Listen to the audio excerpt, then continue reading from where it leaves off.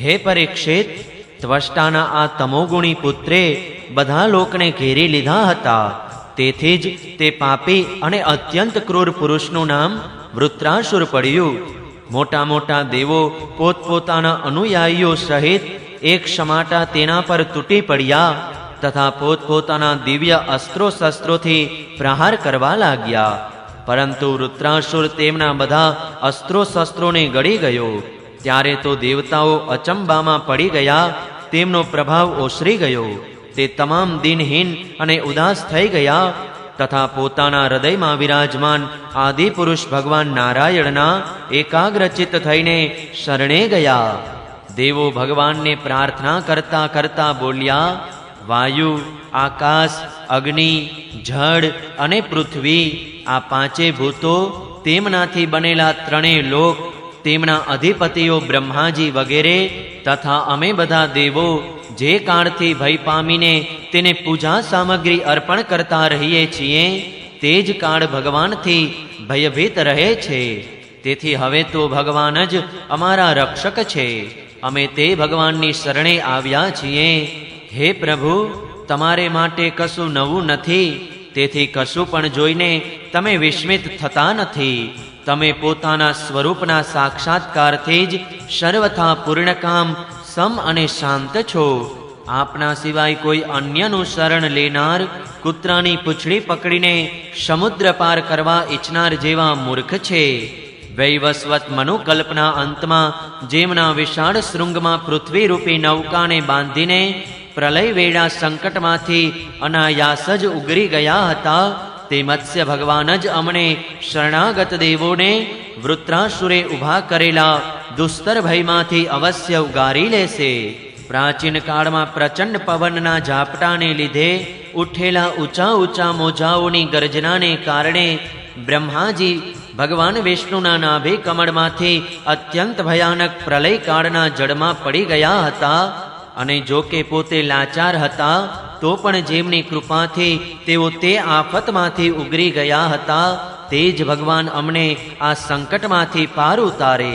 તે જ શ્રી પ્રભુએ પોતે અદ્વિતીય હોવા છતાં પણ પોતાની માયાથી અમારી રચના કરી અને તેમની જ કૃપાથી અમે સૃષ્ટિ રચનાનું સંચાલન કરીએ છીએ. જો કે તેઓ અમારી સામે જ બધા પ્રકારની ક્રિયાઓ કરે છે અને કરાવે છે, તેમ છતાં અમે સ્વતંત્ર ઈશ્વર છીએ. એ પ્રમાણેના પોતાના અભિમાનને કારણે અમે એમના સ્વરૂપને જાણી શકતા નથી.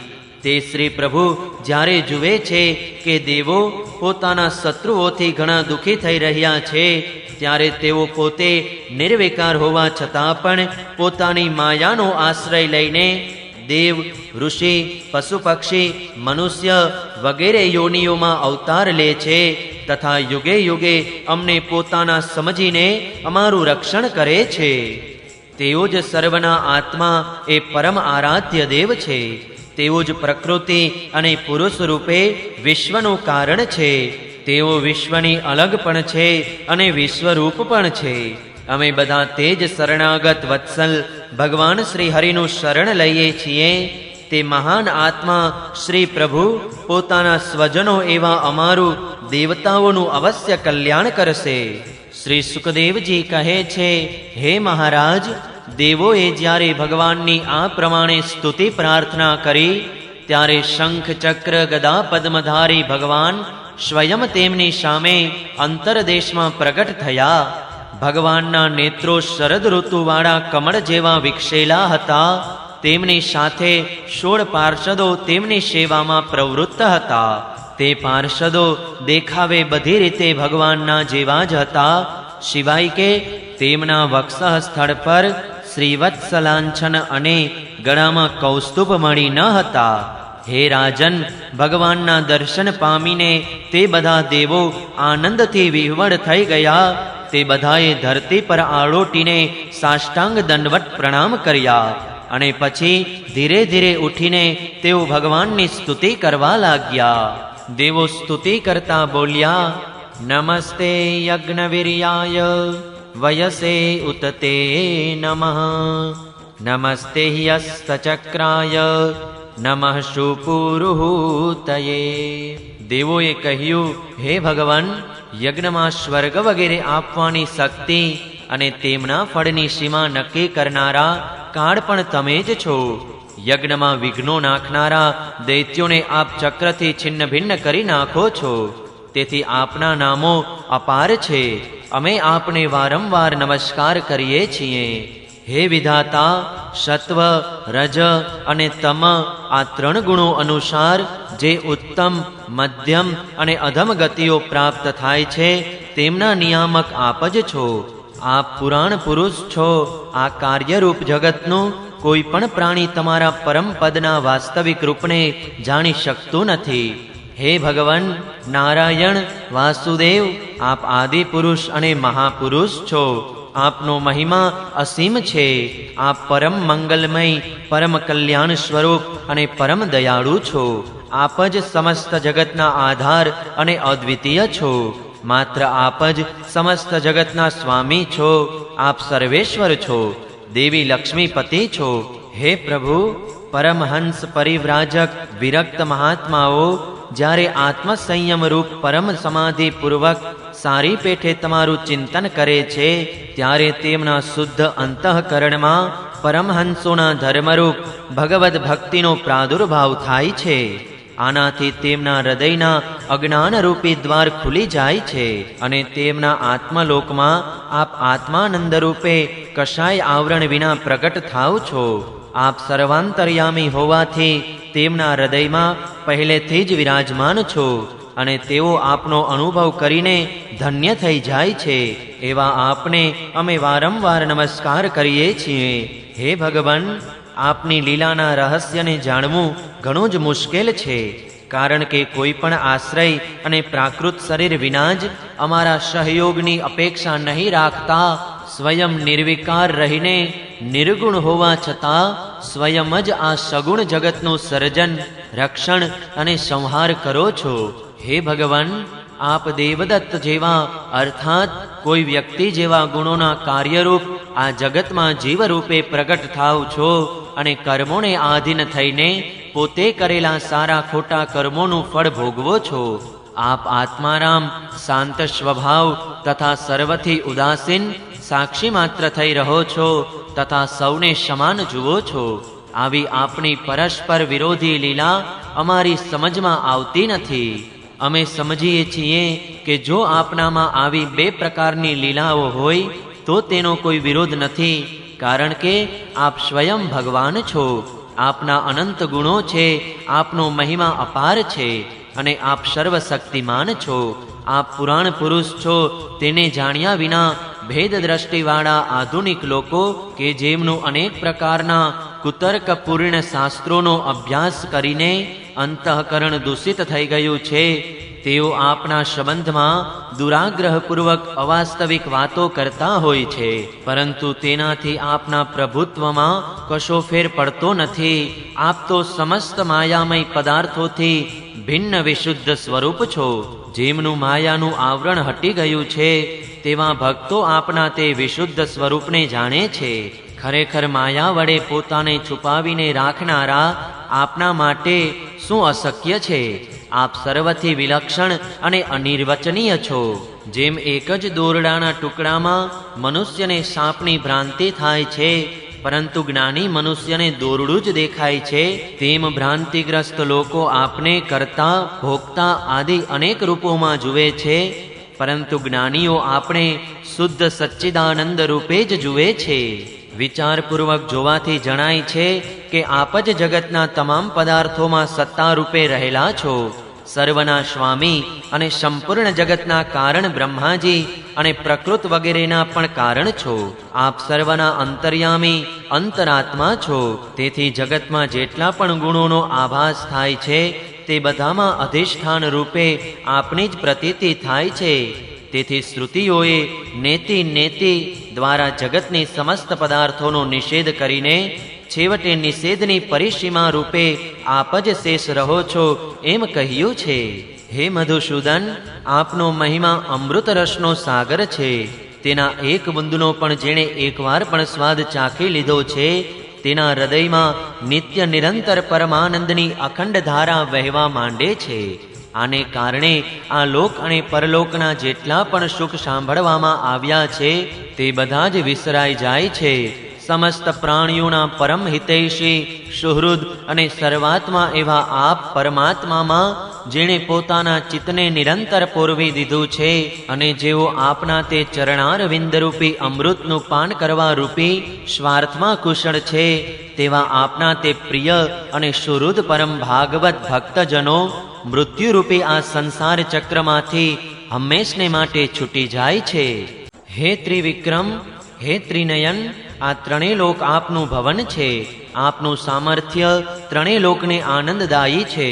દૈત્યો અને દાનવો પણ આપની જ વિભૂતિઓ છે, પરંતુ આ સમય તેમની ઉન્નતિનો નથી એવું વિચારીને અમારી આપને વિનંતી છે કે ઉપદ્રવીઓને દંડ આપવા માટે પોતાની માયાથી આપ દેવ, મનુષ્ય, મૃગ અને નરસિંહ જેવા મિશ્ર પ્રાણી તથા મત્સ્યાદિ જળચળોના રૂપમાં સમય સમય પર અવતાર ધારણ કરો છો. તે રીતે હે પ્રભુ, આપ ઉચિત સમજો તો આ વૃત્રાસુરનો વધ કરો. હે ભગવાન, હે અનઘ, આપ અમારા પિતા, પિતામહ, સર્વ કાંઈ છો. અમે આપના આત્મીય છીએ અને નિરંતર આપની સામે મસ્તક નમાવેલા રહીએ છીએ. આપના ચરણ કમળોનું ધ્યાન ધરતા ધરતા અમારું હૃદય તેમાં જ પ્રેમાસક્ત થઈ ગયું છે.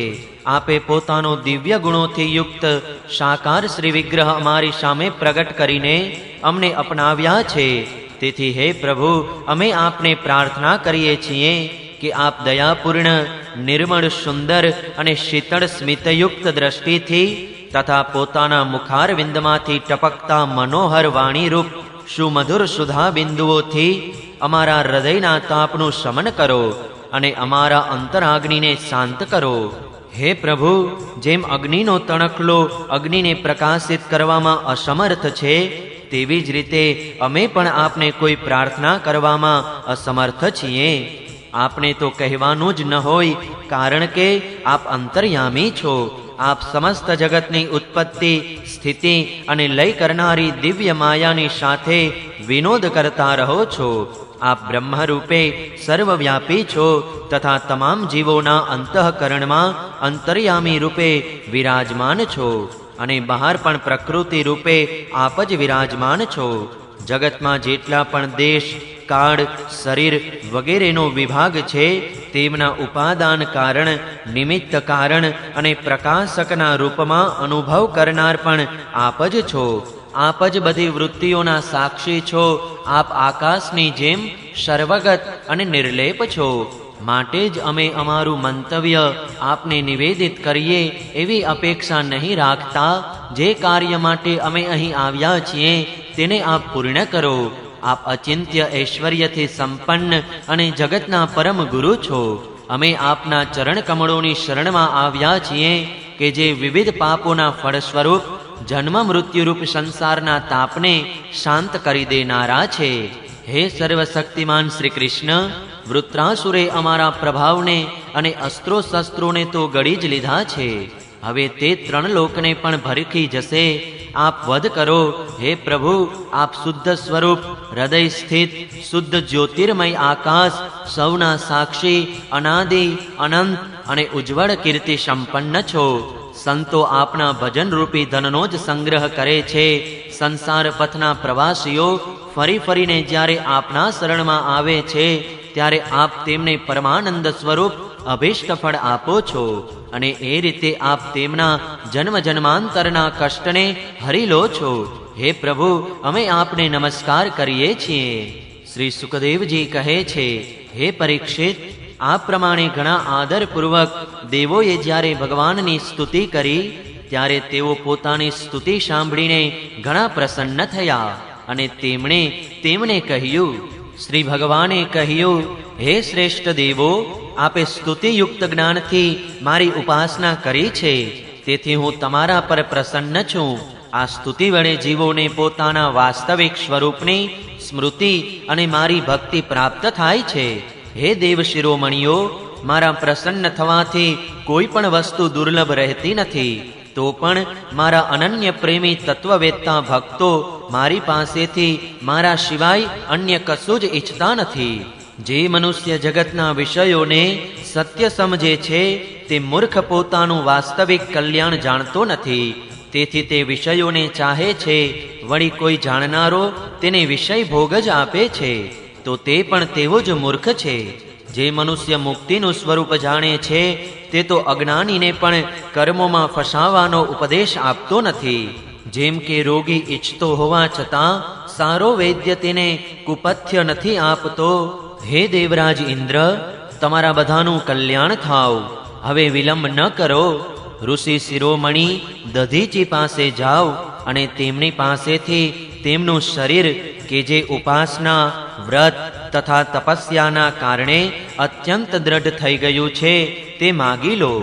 દધીચી ઋષિ પૂર્ણ બ્રહ્મજ્ઞાની છે. બંને અશ્વિની કુમારોને અશ્વના શિરેથી ઉપદેશ કરાવવાને કારણે તેમનું એક નામ અશ્વશિર પણ છે. તેમણે ઉપદેશ કરેલી આત્મવિદ્યાના પ્રભાવે જ બંને અશ્વિની કુમારો જીવન મુક્ત થઈ ગયા. અથર્વવેદી દધીચી ઋષિએ જ મારા સ્વરૂપભૂત અભેદ્ય નારાયણ કવચનો સૌ પ્રથમ ઉપદેશ ત્વષ્ટાને કર્યો હતો. તે જ ઉપદેશ ત્વષ્ટાએ વિશ્વરૂપને આપ્યો અને વિશ્વરૂપ પાસેથી તમને મળ્યો. દધીચી ઋષિ ધર્મના પરમ મર્મગ્ન છે. તેઓ તમને લોકોને ખાસ કરીને અશ્વિની કુમારોના માગવાથી પોતાના શરીરના અંગો અવશ્ય આપી દેશે. ત્યાર પછી વિશ્વકર્મા દ્વારા તે અંગોમાંથી એક શ્રેષ્ઠ આયુધ તૈયાર કરાવી લેજો. હે દેવરાજ, મારી શક્તિથી યુક્ત થઈને તમે તે જ આયુધ વડે વૃત્રાસુરનું મસ્તક છેદી લેશો. હે દેવો, વૃત્રાસુરનું મૃત્યુ થવાથી તમે બધા ફરીથી તેજ, અસ્ત્રો શસ્ત્રો અને સંપત્તિઓ પ્રાપ્ત કરી લેશો. અવશ્ય તમારું કલ્યાણ થશે, કારણ કે મારા શરણાગતોને કોઈ કષ્ટ આપી શકતું નથી. છઠ્ઠા સ્કંદ અંતર્ગત 9મો અધ્યાય સમાપ્ત. જય શ્રી કૃષ્ણ. ઓમ નમો ભગવતે વાસુદેવાય. 10મો અધ્યાય દેવતાઓ વડે દધીચી ઋષિના અસ્થિઓથી વજ્રનું નિર્માણ અને વૃત્રાસુરની સેના પર આક્રમણ. શ્રી સુખદેવજી કહે છે, હે પરીક્ષિત, વિશ્વના જીવનદાતા ભગવાન શ્રી હરિ ઇન્દ્રને આ પ્રમાણે આદેશ આપીને દેવતાઓની સામે જ અંતર્ધાન થઈ ગયા. એ પછી દેવો ઉદાર શિરોમણી અથર્વવેદી દધીચી ઋષિ પાસે ગયા અને ભગવાનની આજ્ઞા પ્રમાણે તેમણે પ્રાર્થના કરી. દેવોની પ્રાર્થના સાંભળીને દધીચી ઋષિને ઘણો આનંદ થયો. તેમણે હસીને દેવોને કહ્યું, હે દેવો, તમને લોકોને કદાચ એ વાતની જાણ નથી કે મરતી વખતે પ્રાણીઓને ભારે કષ્ટ થાય છે. તેમને જ્યાં સુધી ભાન રહે છે ત્યાં સુધી ઘણી અસહ્ય પીડા સહન કરવી પડે છે અને અંતે તેઓ મૂર્છિત થઈ જાય છે. જે જીવો જગતમાં જીવતા રહેવા ઈચ્છે છે તેમના માટે શરીર અત્યંત અમૂલ્ય, પ્રિયતમ અને અભિષ્ટ વસ્તુ છે. આવી સ્થિતિમાં સ્વયં ભગવાન વિષ્ણુ પણ જો જીવ પાસેથી તેનું શરીર માગે તો તે આપવા કોણ ઉત્સાહ બતાવે ભલા? દેવોએ કહ્યું, હે બ્રહ્મન, તમારા જેવા ઉદાર અને પ્રાણીઓ પર દયા કરનારા મહાપુરુષો કે જેમના કર્મોની મોટા મોટા યશસ્વી મહાનુભાવો પણ પ્રશંસા કરે છે, તેઓ પ્રાણીઓની ભલાઈ માટે કઈ વસ્તુ ન્યોછાવર નથી કરી શકતા? હે ભગવાન, એમાં સંદેહ નથી કે માગનારા લોકો સ્વાર્થી હોય છે. તેમનામાં આપનારની મુશ્કેલીનો વિચાર કરવાની બુદ્ધિ હોતી નથી. જો તેમનામાં આટલી સમજ હોય તો તેઓ માગે જ શા માટે? એ જ પ્રમાણે આપનાર પણ માગનારની વિપત્તિ જાણતો નથી હોતો, નહીંતર તેના મુખેથી કદી પણ ના ન નીકળે. તેથી તમે અમારી વિપત્તિ સમજીને અમારી યાચના પૂરી કરો. દધીચી ઋષિએ કહ્યું, હે દેવો, મેં તમારા બધાના મુખેથી ધર્મની વાત સાંભળવા માટે જ તમારી યાચના પ્રત્યે ઉપેક્ષા બતાવી હતી. આલો, હું પોતાના પ્રિય શરીરનો તમારા બધાના ભલા માટે અત્યારે જ ત્યાગ કરી દઉં છું, કારણ કે એક દિવસ આ શરીર પોતે જ મારો ત્યાગ કરનાર છે. હે દેવ શ્રેષ્ઠો, જે મનુષ્ય આ નાશવંત શરીર થકી દુઃખી પ્રાણીઓ પર દયા કરીને મુખ્ય રૂપે ધર્મને અને ગૌણ રૂપે યશને સંપાદિત કરતો નથી, તે તો જડ ઝાડ ઝાખરાથી પણ ગયો ગુજર્યો છે. મોટા મોટા મહાત્માઓએ આ અવિનાશી ધર્મની ઉપાસના કરી છે. તે ધર્મનું સ્વરૂપ તો બસ આટલું જ છે કે મનુષ્ય કોઈ પણ પ્રાણીના દુઃખમાં દુઃખ અને સુખમાં સુખ અનુભવે. જગતના ધન, જન, તન વગેરે પદાર્થો ક્ષણભંગુરો છે. એ પોતાના કોઈ કામમાં ખપ લાગતા નથી. અંતે બીજાને જ ખપ લાગશે. અરે આ તે કેવી કૃપણતા છે! કેટલા દુઃખની વાત છે કે આ મરણધર્મી મનુષ્ય એના થકે બીજાઓનું ભલું કરી લેતો નથી. શ્રી સુખદેવજી કહે છે, હે પરીક્ષિત, આ પ્રમાણે નિશ્ચય કરીને અથર્વવેદી મહર્ષિ દધીચીએ પોતાને પરબ્રહ્મા પરમાત્મા શ્રી ભગવાનમાં લીન કરીને પોતાના સ્થૂળ શરીરનો ત્યાગ કર્યો. તેમના ઇન્દ્રિયો, પ્રાણ, મન અને બુદ્ધિ સંયંત હતા. તેમની દ્રષ્ટિ તત્વમય હતી. તેમના બધા બંધન કપાઈ ચૂક્યા હતા. તેથી તેઓ જ્યારે ભગવાન સાથે અત્યંત યુક્ત થઈને સ્થિત થઈ ગયા ત્યારે તેમને એ વાતનો ખ્યાલ પણ ન આવ્યો કે પોતાનું શરીર છૂટી ગયું છે. આ રીતે ભગવાનની શક્તિ મેળવીને ઇન્દ્રનું બળ પૌરુષ ઉન્નતિના શિખરે પહોંચી ગયું. હવે વિશ્વકર્માજીએ દધીચી ઋષિના હાડકામાંથી વજ્ર બનાવીને તેમણે આપ્યું અને તેઓ તેને હાથમાં લઈને ઐરાવત હાથી પર આરૂઢ થયા. તેમની સાથે સાથે બધા જ દેવો તૈયાર થઈ ગયા. ત્યારે મોટા મોટા ઋષિમુનિઓ દેવરાજ ઇન્દ્રની સ્તુતિ કરવા લાગ્યા. પછી તેમણે ત્રણેય લોકને આનંદિત કરતા કરતા વૃત્રાસુરનો વધ કરવા માટે પૂરું બળ પ્રયોજીને તેના પર આક્રમણ કર્યું. બરાબર એવી જ રીતે કે જાણે ભગવાન રુદ્ર ક્રોધિત થઈને સ્વયં કાળ પર જ આક્રમણ કરી રહ્યા હોય. હે રાજન, ત્યારે તે વૃત્રાસુર પણ દૈત્ય સેનાપતિઓની ઘણી મોટી સેના સહિત યુદ્ધ મોરચે આવી પહોંચ્યો હતો. જય વૈવસ્વત મન્વંતર આ સમય પ્રવર્તમાન છે. તેની પહેલી ચતુર્યુગીનો ત્રેતાયુગ આ સમયે જ શરૂ થયો હતો. તે જ સમયે નર્મદા કિનારે દૈવોનું દૈત્યો સાથેનું આ ભયંકર યુદ્ધ થયું. તે સમયે હાથમાં વજ્ર ધારણ કરેલા દેવરાજ ઇન્દ્ર, રુદ્રો, વસુઓ, આદિત્યો, અશ્વિની કુમારો, પિતૃઓ, અગ્નિ, મરુદગણ, ઋભુગણ, સાધ્યો, વિશ્વેદેવો વગેરે સહિત પોતાની કાંતિથી શોભી રહ્યા હતા.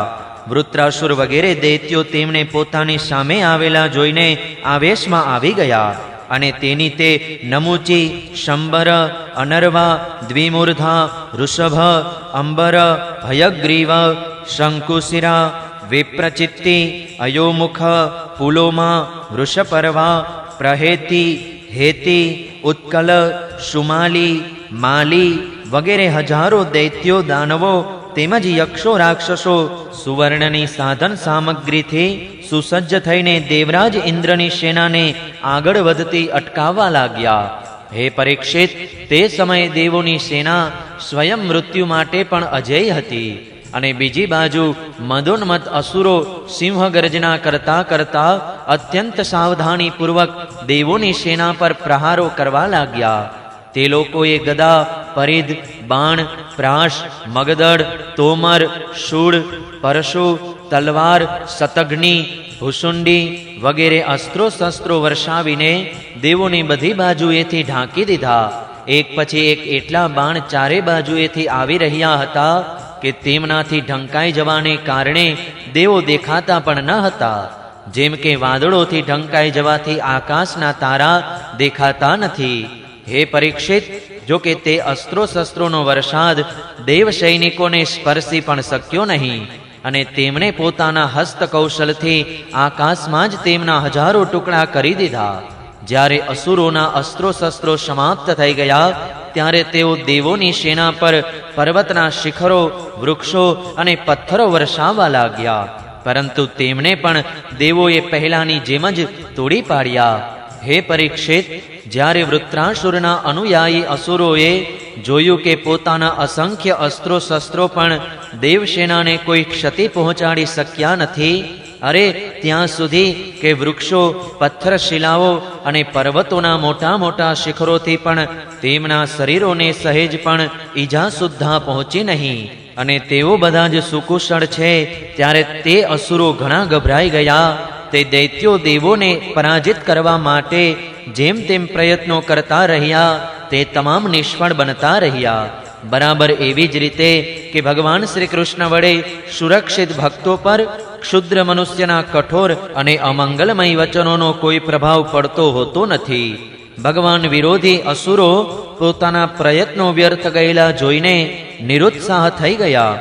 તેમનો વીરતાનો ઘમંડ ઉતરી ગયો ત્યારે તેઓ પોતાના નાયક વૃત્રાસુરને યુદ્ધભૂમિમાં જ ત્યજી દઈને ભાગી છૂટ્યા. કારણ કે દેવોએ તેમનું તમામ બળ પૌરુષ છીનવી લીધું હતું.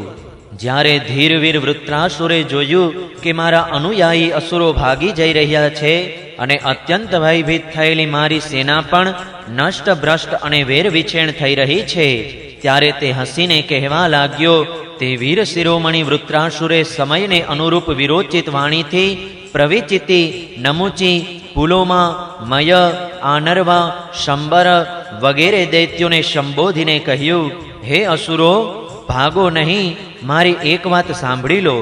એમાં સંદેહ નથી કે જે ઉત્પન્ન થયું છે તેણે એકને એક દિવસે અવશ્ય મરવું જ પડશે. સંસારમાં વિધાતાએ મૃત્યુમાંથી બચવાનો કોઈ ઉપાય બતાવ્યો નથી. આવી સ્થિતિમાં જો મૃત્યુ મારફતે સ્વર્ગ વગેરે લોક અને સાથે સુયશ પણ મળતો હોય તો એવો કોણ બુદ્ધિમાન હશે કે જે તે ઉત્તમ મૃત્યુને અપનાવશે નહીં?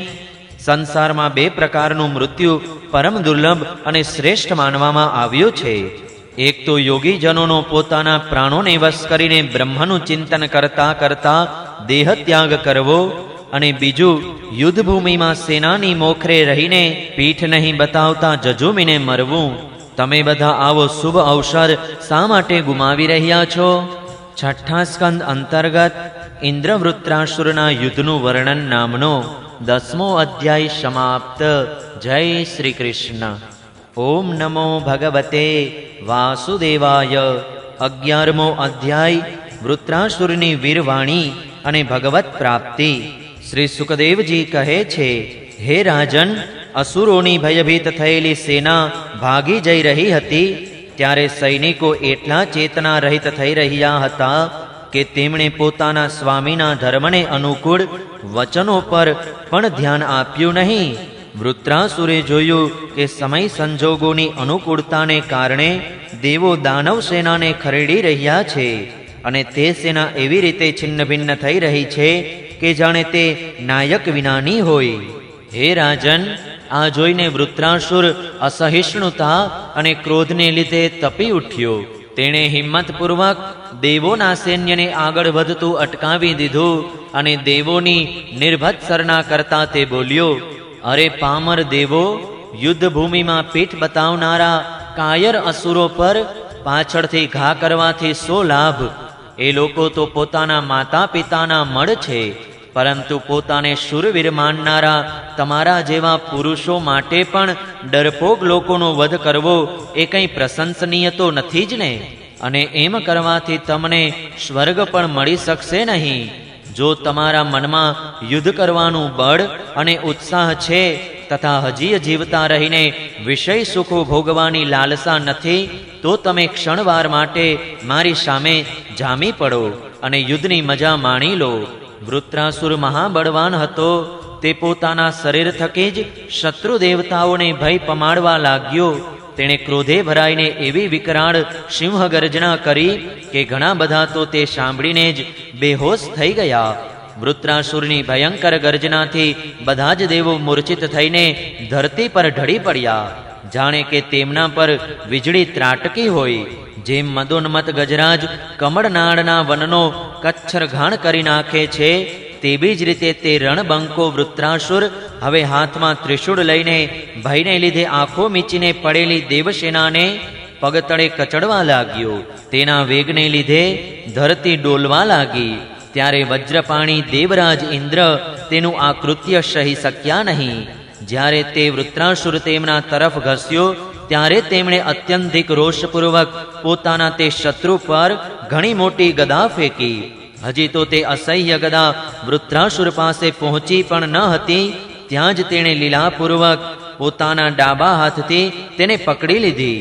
હે રાજન, પરમ પરાક્રમી વૃત્રાસુરે ક્રોધથી કાળજાળ થઈને તે જ ગદાથી ઇન્દ્રના વાહન ઐરાવતના માથા પર મોટેથી ત્રાળ પાડીને પ્રહાર કર્યો. તેના આ કાર્યની બધા પ્રશંસા કરવા લાગ્યા. વૃત્રાસુરના ગદાના પ્રહારથી ઐરાવત હાથી વજ્રથી ઘવાયેલા પર્વતની જેમ ધૂંધવાઈ ઉઠ્યો. પોતાનું માથું ફાટી જવાથી તે અત્યંત વ્યાકુળ થઈ ગયો અને લોહી ઓકતો તે ઇન્દ્રને લઈને 28 હાથ જેટલો પાછો પડી ગયો. પોતાના વાહન ઐરાવતના મૂર્છિત થઈ જવાથી દેવરાજ ઇન્દ્ર પોતે પણ વિષાદગ્રસ્ત થઈ ગયા. આ જોઈને યુદ્ધકર્મના મર્મને જાણનારા વૃત્રાસુરે તેમના ઉપર ફરીથી ગદા ચલાવી નહીં. એ દરમિયાન ઇન્દ્રે પોતાના અમૃતસ્ત્રાવી હાથના સ્પર્શથી ઘાયલ ઐરાવતની પીડા મટાડી દીધી અને તેઓ ફરીથી યુદ્ધભૂમિમાં આવીને જામી પડ્યા. હે રાજન, પછી જ્યારે વૃત્રાસુરે જોયું કે મારા ભાઈ વિશ્વરૂપનો વધ કરનારો શત્રુ ઇન્દ્ર યુદ્ધ કરવાને હાથમાં વજ્ર લઈને ફરીથી સામે આવી ગયો છે, ત્યારે તેને તે ઇન્દ્રનું તે ક્રૂર પાપકર્મ યાદ આવી ગયું અને તે શોક અને મોહયુક્ત થઈને હસતા હસતા તેમને કહેવા લાગ્યો. વૃત્રાસુરે કહ્યું, આજે મારા માટે મહાન સૌભાગ્યનો દિવસ છે કે જેણે વિશ્વરૂપના રૂપમાં રહેલા બ્રાહ્મણ પોતાના ગુરુ તેમજ મારા ભાઈની હત્યા કરી છે. તે તારા જેવો શત્રુ મારી સામે ઊભો છે. અરે દુષ્ટ, હવે અત્યંત સત્વરે હું તારા પથ્થર જેવા કઠોર હૃદયને પોતાના શૂળથી ચીરી નાખીને ભાઈના રૂડમાંથી મુક્ત થઈશ. અહો, આ મારા માટે કેવા આનંદની વાત હશે. અરે ઇન્દ્ર, મારા આત્મવેત્તા અને નિષ્પાપ મોટા ભાઈ કે જે બ્રાહ્મણ હોવાની સાથોસાથ યજ્ઞમાં દીક્ષિત થયેલા અને તારા ગુરુ હતા, તેમને ભોળવીને તે પોતાની તલવારથી તેમના 3 શિર બરાબર એવી જ રીતે ઉતારી લીધા કે જેમ સ્વર્ગની કામવાળો નિર્દય મનુષ્ય યજ્ઞમાં પશુનું માથું કાપી નાખે છે. દયા, લાજ, મર્યાદા, લક્ષ્મી અને કીર્તિ તને છોડી દઈ ચૂક્યા છે. તે એવા અધમ કૃત્યો કર્યા છે કે જેમની નિંદા મનુષ્યો તો શું, રાક્ષસો સુદ્ધા કરે છે. આજે મારા ત્રિશૂળથી તારું શરીર ટુકડે ટુકડા થઈ જશે. ભારે કષ્ટપૂર્વક તારું મોત થશે. તારા જેવા પાપીને તો આગ પણ નહીં બાળે, તને તો ગીધડા જ ચૂંથી ખાશે. આ અજ્ઞાની દેવતાઓ તારા જેવા અધમ અને ક્રૂરતા અનુયાયી બનીને મારા પર શસ્ત્રોથી પ્રહાર કરી રહ્યા છે. હું પોતાના તીક્ષ્ણ ત્રિશૂળથી તેમની ગરદનો કાપી નાખીશ અને ગણો સહિત ભૈરવ વગેરે ભૂતનાથોને તેમનો બલિ ચડાવીશ. અને વીર ઇન્દ્ર, એવો પણ સંભવ છે કે તું મારી સેનાને છિન્ન ભિન્ન કરીને પોતાના વજ્રથી મારું માથું કાપી લે. તેમ થશે તો હું પોતાના શરીરનો બલિ પશુ પક્ષીઓને સમર્પિત કરીને કર્મબંધનમાંથી મુક્ત થઈને મહાપુરુષોની ચરણોનો આશ્રય ગ્રહણ કરીશ અને જે લોકમાં મહાપુરુષો જાય છે ત્યાં પહોંચી જઈશ. હે દેવરાજ, હું તારો શત્રુ તારી સામે ઊભો છું, તો તું હજી મારા પર પોતાનું અમોઘ વજ્ર કેમ છોડતો નથી? તું એવી શંકા ન કર કે જેમ તારી ગદા નિષ્ફળ થઈ ગઈ તેવી જ રીતે કૃપણ પાસે કરેલી યાચનાની જેમ આ વજ્ર પણ નિષ્ફળ થઈ જશે. ઇન્દ્ર, તારું આ વજ્ર શ્રી હરિના તેજથી અને દધીચી ઋષિના તપથી શક્તિમાન થઈ રહ્યું છે. વળી મને મારવા માટે ભગવાન વિષ્ણુએ તને આજ્ઞા પણ આપેલી છે. તેથી હવે તું તે જ વજ્રથી મારો વધ કર, કારણ કે જે પક્ષે ભગવાન શ્રી હરિ છે ત્યાં જ વિજય, લક્ષ્મી અને તમામ ગુણો નિવાસ કરે છે. દેવરાજ, ભગવાન શ્રી શંકરશરણની આજ્ઞા અનુસાર હું પોતાનું ચિત્ત તેમના ચરણ કમળોમાં લીન કરી દઈશ. તારા વજ્રનો વેગ મને નહીં, મારા વિષય ભોગરૂપ ફંદાને કાપી નાખશે અને હું દેહ ત્યાગ કરીને મુનિજનોની જેમ ગતિ પ્રાપ્ત કરીશ. જે મનુષ્યો ભગવાનને અનન્ય પ્રેમ કરે છે, જેઓ તેમના આત્મીયજનો છે, તેમને તેઓ સ્વર્ગ, પૃથ્વી કે રસાતલની સંપત્તિઓ નથી આપતા, કારણ કે તેમના થકી પરમાનંદની પ્રાપ્તિ તો નથી જ થતી, પણ એથી વિપરીત દ્વેષ, ઉદ્વેગ, અભિમાન, માનસિક પીડા, કલહ, દુઃખ અને પરિશ્રમ જ હાથ લાગે છે. ઇન્દ્ર, અમારા સ્વામી ભગવાન તો એવા દયાળુ છે કે પોતાના ભક્તના અર્થ, ધર્મ અને કામ સંબંધિત પ્રયત્નોને વ્યર્થ બનાવી દે છે. અને ખરું કહું તો એનાથી જ ભગવાનની કૃપાનું અનુમાન થાય છે. કારણ કે તેમનો આવો કૃપા પ્રસાદ અકિંચન ભક્તો માટે જ અનુભવગમ્ય છે. બીજાઓ માટે તો તે અત્યંત દુર્લભ જ છે. ભગવાનની પ્રત્યક્ષ અનુભૂતિ કરતા વૃત્રાસુરે પ્રાર્થના કરી કે હે પ્રભુ, તમે મારા પર એવી કૃપા કરો કે તમારા ચરણ કમળોના અનન્ય ભાવે આશ્રિત થયેલા તમારા સેવકોની સેવા કરવાનો અવસર મને આગામી જન્મમાં પણ પ્રાપ્ત થાય. હે પ્રાણવલ્લભ, મારું ચિત્ત તમારા મંગલમય ગુણોનું સ્મરણ કરતું રહે, મારી વાણી તમારા જ ગુણગાન કરતી રહે અને મારું શરીર તમારી સેવામાં જ સંલગ્ન રહે. હે સર્વ સૌભાગ્ય નિધિ, હું તમારાથી વિરહ પામીને સ્વર્ગ, બ્રહ્મલોક, ભૂમંડળનું સામ્રાજ્ય, રસાતલનું એકચક્રી રાજ્ય, યોગ સિદ્ધિઓ કશું જ ત્યાં સુધી કે મોક્ષ પણ ઈચ્છતો નથી.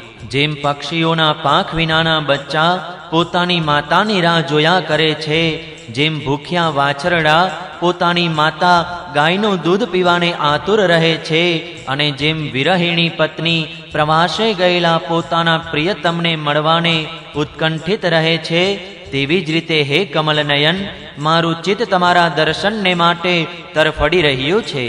હે પ્રભુ, મારે મુક્તિ નથી જોઈતી. મારા કર્મોના ફળ સ્વરૂપે મારે વારંવાર જન્મ મૃત્યુના ચક્કરમાં ભટકવું પડે એની પરવા નથી, પરંતુ હું જ્યાં જ્યાં જાઉં, જે યોનિઓમાં જન્મું, ત્યાં ત્યાં ભગવાનના પ્રિય ભક્તો સાથે મારી પ્રેમપૂર્ણ મૈત્રી કાયમ રહે. હે સ્વામી, હું માત્ર એ જ ઈચ્છું છું કે જે લોકો તમારી માયાને લીધે શરીર, ઘર અને પત્ની પુત્રો વગેરેમાં આસક્ત છે, તેમની સાથે મારો ક્યારેય કોઈ પણ પ્રકારનો સંબંધ ન થાય.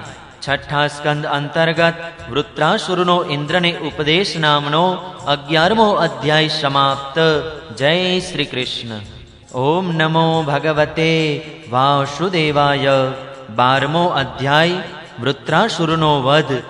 શ્રી સુખદેવજી કહે છે, હે રાજન, વૃત્રાસુર યુદ્ધભૂમિમાં પોતાના શરીરનો ત્યાગ કરવા ઈચ્છતો હતો, કારણ કે તેના માટે ઇન્દ્ર પર વિજય મેળવીને સ્વર્ગ મેળવવું એના કરતાં ભગવાનને પ્રાપ્ત કરવા એ શ્રેષ્ઠ હતું. તેથી જેમ પ્રલયકાળના જળમાં અસુર મધુકૈટભ ભગવાન શ્રી વિષ્ણુ પર પ્રહાર કરવા માટે દોડ્યા હતા, તેવી જ રીતે આ વૃત્રાસુર ત્રિશૂળ ઉઠાવીને ઇન્દ્ર પર તૂટી પડ્યો. વીર વૃત્રાસુરે પ્રલય વેળાની આગની જ્વાળાઓ જેવા તીક્ષ્ણ અણીઓવાળા ત્રિશૂળને ગુમાવીને અત્યંત વેગથી તે ઇન્દ્ર પર ચલાવ્યું અને અત્યંત ક્રોધપૂર્વક સિંહગર્જના કરીને તે બોલ્યો, પાપી ઇન્દ્ર, હવે તું બચી શકીશ નહીં. તે ભયંકર ત્રિશૂળ ગ્રહો અને ઉલ્કાની જેમ ચક્કર લગાવતું આકાશ માર્ગે આવી રહ્યું છે, એ જોવા છતાં પણ ઇન્દ્રે કોઈ પણ પ્રકારનું અધૈર્ય દર્શાવ્યું નહીં, અને તે ત્રિશૂળને તથા એની સાથે જ વાસુકી નાગ જેવી વૃત્રાસુરની વિશાળ ભુજાને પોતાના 100 ગાંઠોવાળા વજ્રથી કાપી નાખી. એક ભુજા કપાઈ જવાથી વૃત્રાસુર અત્યંત ગુસ્સે થયો અને તેણે વજ્રધારી ઇન્દ્રની પાસે જઈને તેમની હડચપી એટલે કે દાઢી પર અને ગજરાજ ઐરાવત પર પરિધથી એવો પ્રહાર કર્યો કે તેમના હાથમાંથી વજ્ર પડી ગયું. વૃત્રાસુરનું આ અત્યંત અલૌકિક કામ જોઈને દેવો, અસુરો, ચારણો, સિદ્ધો વગેરે બધા જ તેની પ્રશંસા કરવા લાગ્યા. પરંતુ ઇન્દ્રનું આ સંકટ જોઈને એ જ બધા વારંવાર હાહાકાર કહેતા ચીસો પાડવા લાગ્યા. હે પરીક્ષિત, તે વજ્ર ઇન્દ્રના હાથમાંથી છૂટી જઈને વૃત્રાસુરની પાસે જઈ પડ્યું હતું. તેથી લજ્જિત થયેલા ઇન્દ્રે તેને ફરીથી ઉઠાવ્યું નહીં. ત્યારે વૃત્રાસુરે કહ્યું, ઇન્દ્ર, તું વજ્ર ઉઠાવીને પોતાના શત્રુનો વધ કર. આ વિષાદ કરવાનો સમય નથી. સાંભળ, સર્વજ્ઞ સનાતન આદિ પુરુષ શ્રી ભગવાન જ જગતની ઉત્પત્તિ, સ્થિતિ અને પ્રલય કરવાને સમર્થ છે. તેમના સિવાય દેહાભિમાનીઓ અને યુદ્ધ માટે ઉત્સુક આતતાઈઓને હંમેશા વિજય જ મળે છે એવું નથી. તેઓ ક્યારેક જીતે છે તો ક્યારેક હારે છે. આ બધા લોકો અને લોકપાલો ઝાડમાં ફસાયેલા પક્ષીઓની જેમ જેની આધીનતામાં વિવશ થઈને ચેષ્ટાઓ કરે છે, તે કાળ જ સૌના જય અને પરાજયનું કારણ છે. તે કાળ જ મનુષ્યના મનોબળ, ઇન્દ્રિય બળ, શરીર બળ, પ્રાણ, જીવન અને મૃત્યુ રૂપે રહેલો છે. મનુષ્ય તેને નહીં જાણતા જડ શરીરને જ જય પરાજય વગેરેનું કારણ સમજે છે. હે ઇન્દ્ર, જેમ કઠપુતળી અને યાંત્રિક હરણ તેમના નચાવનારને આધીન હોય છે, તેવી જ રીતે તું સમસ્ત પ્રાણીઓને ભગવાનને આધીન જ સમજ. ભગવાન કૃપા પ્રસાદ વિના પુરુષ, પ્રકૃતિ, મહત્તત્વ, અહંકાર, પંચમહાભૂતો, ઇન્દ્રિયો અને ચારેય અંતઃકરણો આમાંના કોઈ પણ જગતની ઉત્પત્તિ વગેરે કાર્યો કરવાને સમર્થ થઈ શકતા નથી. ભગવાન જ સૌનું નિયમન કરે છે એ વાત જે જાણતો નથી, તે જ મનુષ્ય આ પરતંત્ર જીવને સ્વતંત્ર કરતા અને ભોગતા માની લે છે. વાસ્તવમાં તો સ્વયં ભગવાન જ પ્રાણીઓ વડે પ્રાણીઓની રચના કરે છે અને તેમના જ વડે તેમનો સંહાર કરે છે. જેમ ઈચ્છા ન હોવા છતાં પણ સમય વિપરીત હોવાને લીધે મનુષ્યને મૃત્યુ, અપયશ વગેરે પ્રાપ્ત થાય છે, તેવી જ રીતે સમય સાનુકૂળ હોય તો ઈચ્છા ન હોવા છતાં પણ તેને આયુષ્ય, લક્ષ્મી, યશ, ઐશ્વર્ય વગેરે ભોગો પણ મળી જાય છે. તેથી યશ અપયશ, જય પરાજય, સુખ દુઃખ, જીવન મરણ આ દ્વંદ્વો પૈકીના કોઈ એકની ઈચ્છા કે અનિચ્છા નહીં રાખતા બધી જ પરિસ્થિતિઓમાં સમભાવપૂર્વક રહેવું જોઈએ. હર્ષ કે શોકને વશીભૂત થવું જોઈએ નહીં. સત્વ, રજ અને તમ આ ત્રણેય ગુણ પ્રકૃતિના છે, આત્માના નહીં. તેથી જે મનુષ્ય આત્માને તેમનો સાક્ષી માત્ર જાણે છે તે તેમના ગુણો કે દોષોથી લેપાતો નથી. હે દેવરાજ ઇન્દ્ર, મને જ જુઓ ને, તમે મારા હાથ અને શસ્ત્ર કાપી નાખીને એક રીતે તો મને પરાસ્ત કરી દીધો છે, તો પણ હું તમારા પ્રાણ લેવા માટે યથાશક્તિ પ્રયત્ન કરી જ રહ્યો છું. આ યુદ્ધ છે શું? એક પ્રકારનો જુગાર જ ને. આમાં પ્રાણ હરાવવાની દોડ લાગે છે, બાણોરૂપી પાસા નાખવામાં આવે છે અને વાહન જ ચોપાટ એટલે કે શતરંજ છે. આમાં પહેલેથી એ જાણી શકાતું નથી કે કોણ જીતશે અને કોણ હારશે. શ્રી શુકદેવજી કહે છે, હે પરીક્ષિત, વૃત્રાસુરના આ સત્ય અને નિખાલસ વચનો સાંભળીને ઇન્દ્રે તેનો આદર કર્યો અને પોતાનું વજ્ર ઉપાડી લીધું. એ પછી કોઈ પ્રકારનું આશ્ચર્ય નહીં પામતા તેમણે સ્મિતહાસ્યપૂર્વક કહ્યું. દેવરાજ ઇન્દ્રએ કહ્યું, અહો દાનવરાજ, સાચે જ તમે સિદ્ધ પુરુષ છો અને તેથી જ તો તમારું ધૈર્ય, નિશ્ચય ભાવ અને ભગવદ ભાવ આટલા વિલક્ષણ છે. તમે સમસ્ત પ્રાણીઓના સુહૃદ, આત્મ સ્વરૂપ જગદીશ્વરની અનન્ય ભાવે ભક્તિ કરેલી છે. લોકોને મોહિત કરનારી ભગવાનની માયાને તમે અવશ્ય પાર કરી ગયા છો અને તેથી જ તો તમે અસુરને અનુરૂપ ભાવો ત્યજીને મહાપુરુષ થઈ ગયા છો. અવશ્ય એ મોટા આશ્ચર્યની વાત છે કે તમે રજોગુણી પ્રકૃતિના હો તો પણ તમારી બુદ્ધિ વિશુદ્ધ સત્વ સ્વરૂપ ભગવાન શ્રી વાસુદેવમાં દ્રઢતાથી જોડાયેલી છે. જે પરમ કલ્યાણના સ્વામી ભગવાન શ્રી હરિના ચરણોમાં પ્રેમપૂર્વક ભક્તિભાવ રાખે છે, તેને જગતના ભોગોની ભલા શી જરૂર? જે અમૃતના સમુદ્રમાં વિહાર કરી રહ્યો છે તેને ક્ષુદ્ર ખાબોચિયાના જળથી શું પ્રયોજન? શ્રી શુકદેવજી કહે છે, હે રાજન, આ પ્રમાણે યોદ્ધાઓમાં શ્રેષ્ઠ મહાપરાક્રમી દેવરાજ ઇન્દ્ર અને વૃત્રાસુર ધર્મનું તત્વ જાણવાની અભિલાષાથી એકબીજા સાથે વાર્તાલાપ કરતા પરસ્પર યુદ્ધ કરવા લાગ્યા. હવે શત્રુદમન વૃત્રાસુરે ડાબા હાથથી પોલાદનો બનેલો એક અત્યંત ભયાનક પરિત ઉઠાવીને આકાશમાં ઘુમાવ્યો અને તેનાથી ઇન્દ્ર પર પ્રહાર કર્યો. પરંતુ દેવરાજ ઇન્દ્રે વૃત્રાસુરના તે પરિધને તથા હાથની લાંબી શુંઢ જેવી તે ભુજાને પોતાના 100 ગાંઠોવાળા વજ્રથી એક સાથે છેદી નાખ્યા. મૂળમાંથી બંને બાજુઓ કપાઈ જવાથી વૃત્રાસુરના ડાબા અને જમણા બંને ખભાઓમાંથી લોહીનો સ્ત્રોત વહેવા લાગ્યો. તે સમયે તે એવો દેખાવા લાગ્યો કે જાણે ઇન્દ્રના વજ્રના પ્રહારથી પાંખો કપાઈ જતા કોઈ પર્વત આકાશમાંથી પડી ગયો હોય.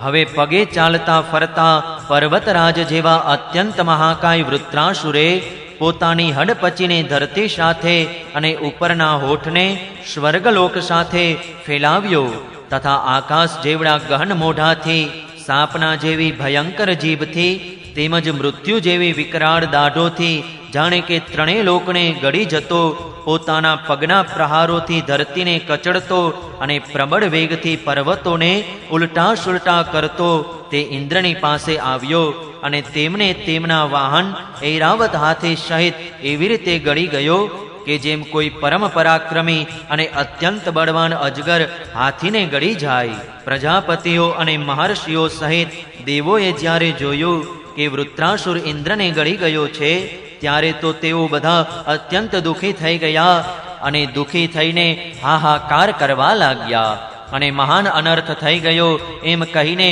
વિલાપ કરવા લાગ્યા. બલ નામના દૈત્યનો સંહાર કરનારા દૈત્યરાજ ઇન્દ્રે મહાપુરુષ વિદ્યા એટલે કે નારાયણ કવચથી પોતાને સુરક્ષિત કરી રાખ્યા હતા અને પોતાની પાસે યોગ માયાનું બળ તો હતું જ. તેથી વૃત્રાસુરે તેમને ગળી લેવાથી તેના પેટમાં જવા છતાં પણ તેઓ મર્યા નહીં.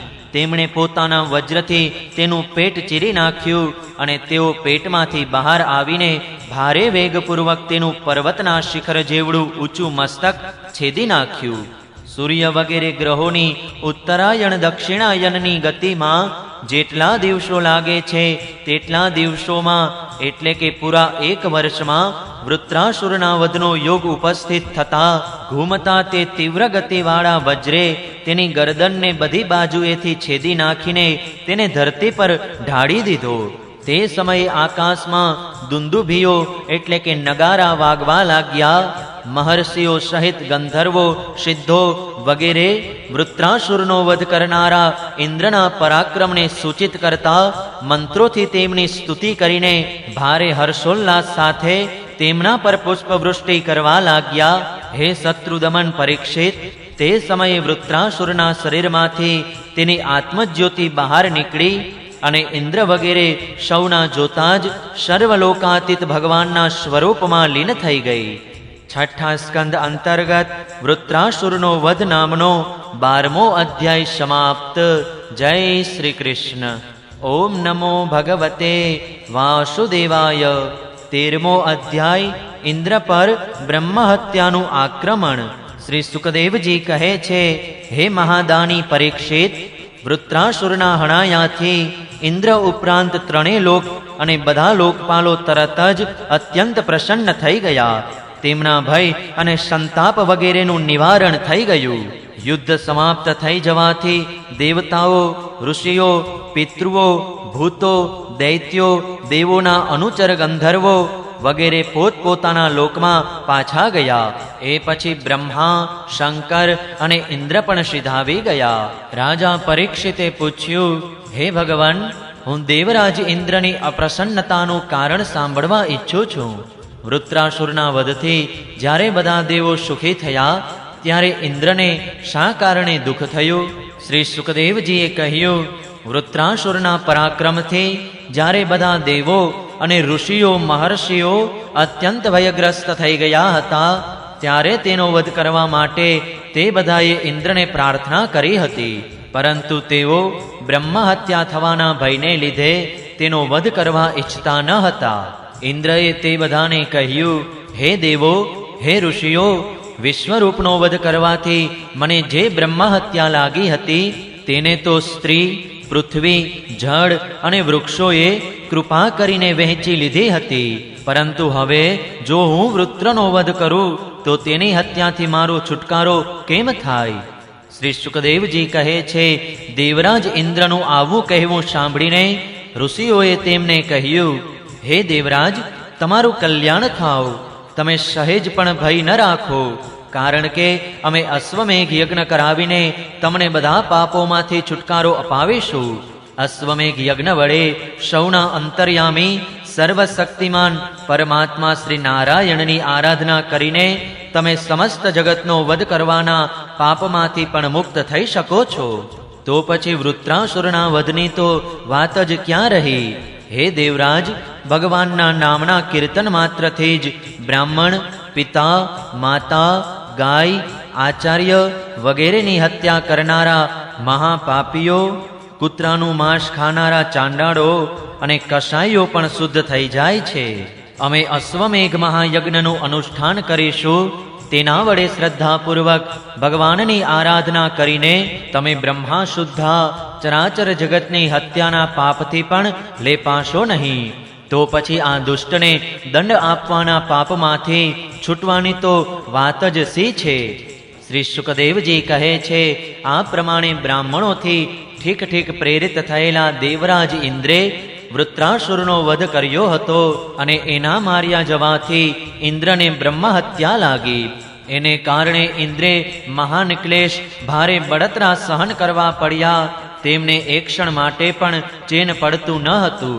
એ સાચું જ છે કે જ્યારે કોઈ સંકોચશીલ સજ્જનને કલંક લાગી જાય છે ત્યારે તેના ધૈર્ય વગેરે ગુણો પણ તેને સુખ આપી શકતા નથી. દેવરાજ ઇન્દ્રે જોયું કે બ્રહ્મ હત્યા સાક્ષાત ચાંડાલીની જેમ તેમની પાછળ પાછળ દોડતી આવી રહી છે. વૃદ્ધત્વને કારણે તેના બધા અંગો કંપી રહ્યા છે અને ક્ષય રોગ તેને પીડી રહ્યો છે. તેના બધા વસ્ત્રો લોહીથી લથપથ થઈ રહ્યા છે. પોતાના સફેદ સફેદ વાળ વિખરેલી તે ઊભો રહે એમ ચીસો પાડતી આવી રહી છે. તેના શ્વાસની સાથે માછલીના જેવી દુર્ગંધ ફેલાઈ રહી છે, જેને કારણે માર્ગ પણ દૂષિત થઈ રહ્યો છે. હે રાજન, દેવરાજ ઇન્દ્ર તેના ભયથી દિશાઓ અને આકાશમાં નાસ્તા ફરતા રહ્યા. અંતે ક્યાંય પણ શરણ નહીં મળવાને કારણે તેઓ પૂર્વ અને ઉત્તરની દિશામાં આવેલા માનસરોવરમાં શીઘ્રતાપૂર્વક પ્રવેશ્યા. દેવરાજ ઇન્દ્ર માનસરોવરના કમળના તંતુઓમાં સંતાઈને 1000 વર્ષ સુધી નિવાસ કરતા રહ્યા અને વિચારતા રહ્યા કે બ્રહ્મ હત્યામાંથી પોતાનો છુટકારો કેમ થાય. આટલા સમય સુધી તેમને ભોજન કરવા કોઈ પણ પ્રકારની વસ્તુ મળી નહીં, કારણ કે તેઓ અગ્નિદેવના મુખેથી ભોજન કરે છે અને અગ્નિદેવ જળની અંદર કમળ તંતુઓમાં જઈ શકતા ન હતા. દેવરાજ ઇન્દ્ર જ્યાં સુધી કમળ તંતુઓમાં રહ્યા ત્યાં સુધી રાજા નહુષ પોતાની વિદ્યા, તપ અને યોગ શક્તિના પ્રભાવથી સ્વર્ગનું શાસન કરતા રહ્યા.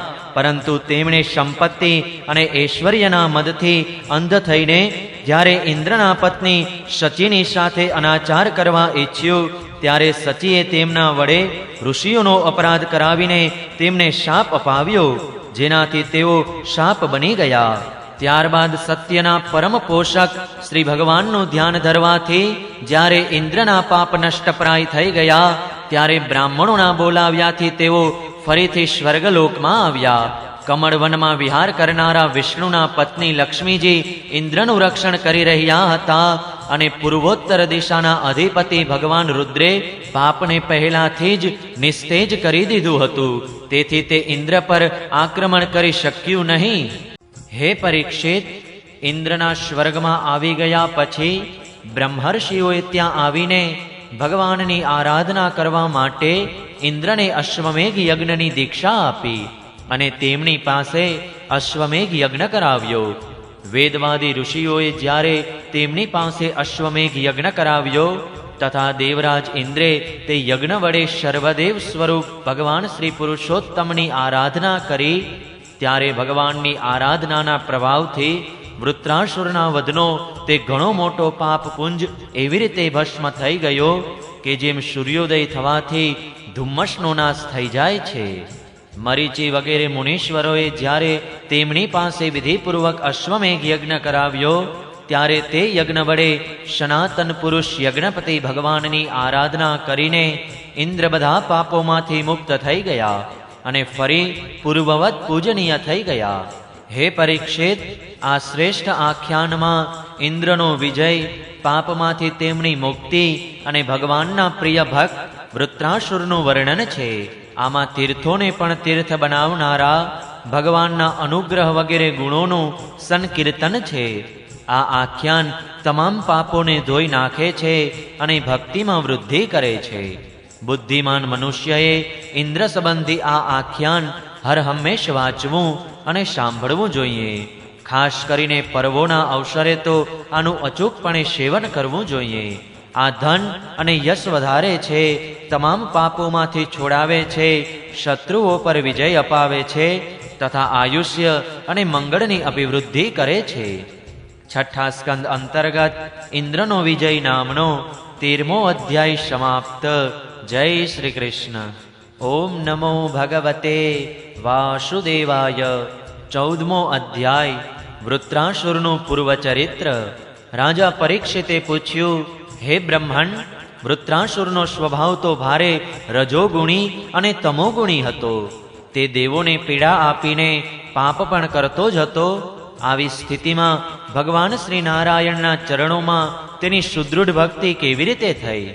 અમે જોઈએ છીએ કે શુદ્ધ સત્વમય દેવો અને પવિત્ર હૃદયવાળા ઋષિઓ પણ ભગવાનની પરમ પ્રેમમય ભક્તિથી ઘણું કરીને વંચિત જ રહી જાય છે. સાચે જ ભગવાનની ભક્તિ ઘણી દુર્લભ છે. હે ભગવાન, આ જગતના પ્રાણીઓ પૃથ્વીના રજકણો જેટલા જ અસંખ્ય છે. તેમાંના મનુષ્યો વગેરે કેટલાક શ્રેષ્ઠ જીવો જ પોતાના કલ્યાણ માટેની કોશિશ કરે છે. હે બ્રહ્મણ, એમાં પણ સંસારમાંથી મુક્તિ ઈચ્છનારો તો વિરલ જ હોય છે, અને મોક્ષ ઈચ્છનારા હજારોમાંથી મુક્તિ કે સિદ્ધિ લાભ તો કોઈક જ મેળવવા પામે છે.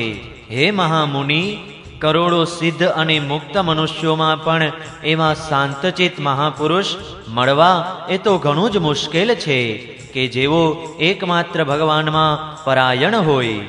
આવી સ્થિતિમાં તે વૃત્રાસુર કે જે બધા લોકોને પીડતો હતો અને મહાન પાપી હતો, એવો તે ભયંકર યુદ્ધના પ્રસંગે પોતાની વૃત્તિઓને ભગવાન શ્રી કૃષ્ણમાં આટલી દ્રઢતાથી જોડી શક્યો, તેનું શું કારણ? હે પ્રભુ, આ બાબતમાં અમને ઘણો બધો સંદેહ છે અને સાંભળવાનું ઘણું કુતૂહલ પણ છે. અહો, વૃત્રાસુરનું બળ પૌરુષ કેટલું મહાન હતું કે તેણે યુદ્ધભૂમિમાં દેવરાજ ઇન્દ્રને પણ સંતુષ્ટ કરી દીધા. સૂતજી કહે છે, હે શૌનકાદિ ઋષિજનો, ભગવાન સુખદેવજીએ પરમ શ્રદ્ધાળુ રાજર્ષિ પરીક્ષિતનો આ જ શ્રેષ્ઠ પ્રશ્ન સાંભળીને તેમનું અભિનંદન કરતા આ વાત કહી. શ્રી સુખદેવજીએ કહ્યું, હે રાજન, તમે સાવધાન થઈને આ ઇતિહાસ સાંભળો. મેં આ ઇતિહાસ પોતાના પિતા વ્યાસજી, દેવર્ષિ નારદ અને મહર્ષિ દેવલના મુખેથી પણ વિધિપૂર્વક સાંભળ્યો છે. પ્રાચીન કાળની વાત છે. સુરસેન દેશમાં ચક્રવર્તી સમ્રાટ ચિત્રકેતુ મહારાજ રાજ્ય કરતા હતા. તેમના રાજ્યમાં સ્વયં પૃથ્વી જ પ્રજાની ઈચ્છા અનુસાર અન્નરસ આપતી રહેતી હતી. તેમને 1 કરોડ રાણીઓ હતી અને તેઓ સ્વયં સંતાન ઉત્પન્ન કરવામાં સમર્થ પણ હતા. પરંતુ તેમને તે રાણીઓ પૈકીની કોઈના પણ ગર્ભથી કોઈ સંતાન થયું નહીં. આમ તો મહારાજ ચિત્રકેતુને કોઈ વાતની કમી ન હતી. સુંદરતા, ઉદારતા, યૌવન, કુલીનતા, વિદ્યા, ઐશ્વર્ય, સંપત્તિ વગેરે બધા જ ગુણોથી તેઓ સંપન્ન હતા. આમ છતાં તેમની પત્નીઓ નિઃસંતાન હતી. તેથી તેમને ભારે ચિંતા રહેતી હતી. તેઓ સમસ્ત પૃથ્વીના સંપૂર્ણ ચક્રવર્તી સમ્રાટ હતા. ઘણી બધી સુંદર રાણીઓ હતી તથા સમગ્ર પૃથ્વી તેમને વશ હતી. બધા પ્રકારની સંપત્તિઓ તેમની સેવામાં ઉપસ્થિત હતી, પરંતુ તે બધી વસ્તુઓ તેમને સુખી કરી શકી નહીં. એક દિવસ શાપ અને વરદાન આપવામાં સમર્થ અંગિરા ઋષિ વિભિન્ન લોકોમાં સ્વચ્છંદપણે વિચરણ કરતા કરતા રાજા ચિત્રકેતુના મહેલમાં જઈ પહોંચ્યા. રાજાએ આદરપૂર્વક ઊભા થઈને અર્ઘ્ય વગેરેથી તેમની વિધિપૂર્વક પૂજા કરી. આતિથ્ય સત્કાર સંપન્ન થયા પછી અંગિરા ઋષિ જ્યારે આસન પર આરામપૂર્વક વિરાજમાન થયા, ત્યારે રાજા ચિત્રકેતુ પણ તેમની પાસે જ શાંત ભાવે બેઠા.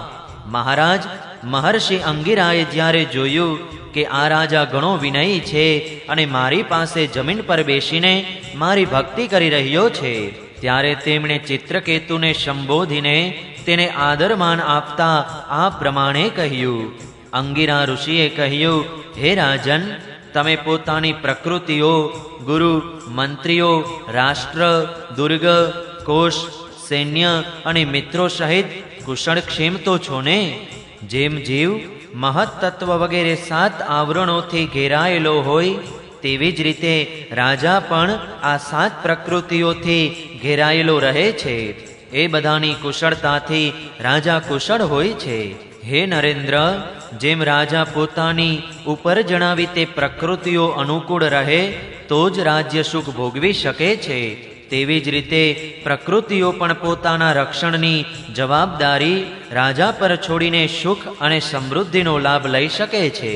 હે રાજન, તમારી રાણીઓ, પ્રજા, મંત્રીઓ, સેવકો, વેપારી શેઠિયાઓ, અમાત્ય, નગરવાસીઓ, દેશવાસીઓ, મંડલેશ્વર રાજાઓ અને પુત્રો તમારા વશમાં તો છે ને? સાચું તો એ છે કે જેનું મન પોતાના વશમાં છે તેને આ બધાય વશમાં હોય છે.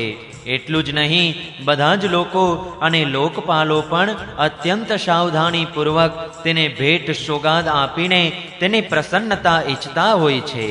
પરંતુ હું જોઉં છું કે તમે સ્વયં સંતુષ્ટ નથી. તમારી કોઈ કામના અધૂરી રહી છે. તમારા ચહેરા પર કોઈ આંતરિક ચિંતાના ચિહ્ન દેખાઈ રહ્યા છે. તમારા આ અસંતોષનું કારણ કોઈ અન્ય છે કે પછી સ્વયં તમે જ છો? હે પરીક્ષિત, મહર્ષિ અંગિરા એ જાણતા જ હતા કે રાજાના મનમાં કઈ ચિંતા છે, તો પણ તેમણે ચિંતા વિશે રાજાને અનેક પ્રશ્નો પૂછ્યા. ચિત્રકેતુને સંતાનની કામના હતી, તેથી મહર્ષિના પૂછવાથી તેમણે વિનયપૂર્વક જણાવ્યું. ચિત્રકેતુએ કહ્યું, હે ભગવાન, જે યોગીઓના તપ, જ્ઞાન, ધારણા, ધ્યાન અને સમાધિ વડે તમામ પાપો નષ્ટ થઈ ચૂક્યા છે, તેમના માટે પ્રાણીઓની બાહ્ય કે આંતરિક કઈ વસ્તુ એવી છે કે જેને તેઓ જાણતા ન હોય? આમ હોવા છતાં પણ જ્યારે તમે સર્વ કાંઈ જાણતા હોવા છતાંય મને મારા મનની ચિંતા પૂછી રહ્યા છો, ત્યારે હું તમારી આજ્ઞા અને પ્રેરણાથી પોતાની ચિંતા તમારા ચરણોમાં રજૂ કરું છું. મને પૃથ્વીનું સામ્રાજ્ય, ઐશ્વર્ય અને સંપત્તિઓ મળેલા છે કે જે મેળવવા લોકપાલો પણ ઈચ્છતા હોય છે, પરંતુ મારે સંતાન નહીં હોવાને કારણે મને આ સુખ ભોગોથી જરા જેટલી પણ શાંતિ મળતી નથી. જેમ કે ભૂખ્યા તરસ્યા પ્રાણીને અન્ન જળ સિવાય અન્ય કશા ભોગોથી તે મળતી નથી. હે મહાભાગ, હું તો આ કારણે દુઃખી છું જ. બલકે પિંડદાન નહીં મળવાની આશંકાને લીધે મારા પિતૃઓ પણ દુઃખી થઈ રહ્યા છે. હવે તમે અમને સંતાન પ્રાપ્તિ થાય તેવું કરીને પરલોકમાં પ્રાપ્ત થનારા ઘોર નરકમાંથી ઉગારો અને એવી વ્યવસ્થા કરો કે જેથી હું આ લોક અને પરલોકના બધા દુઃખોમાંથી છુટકારો મેળવી શકું.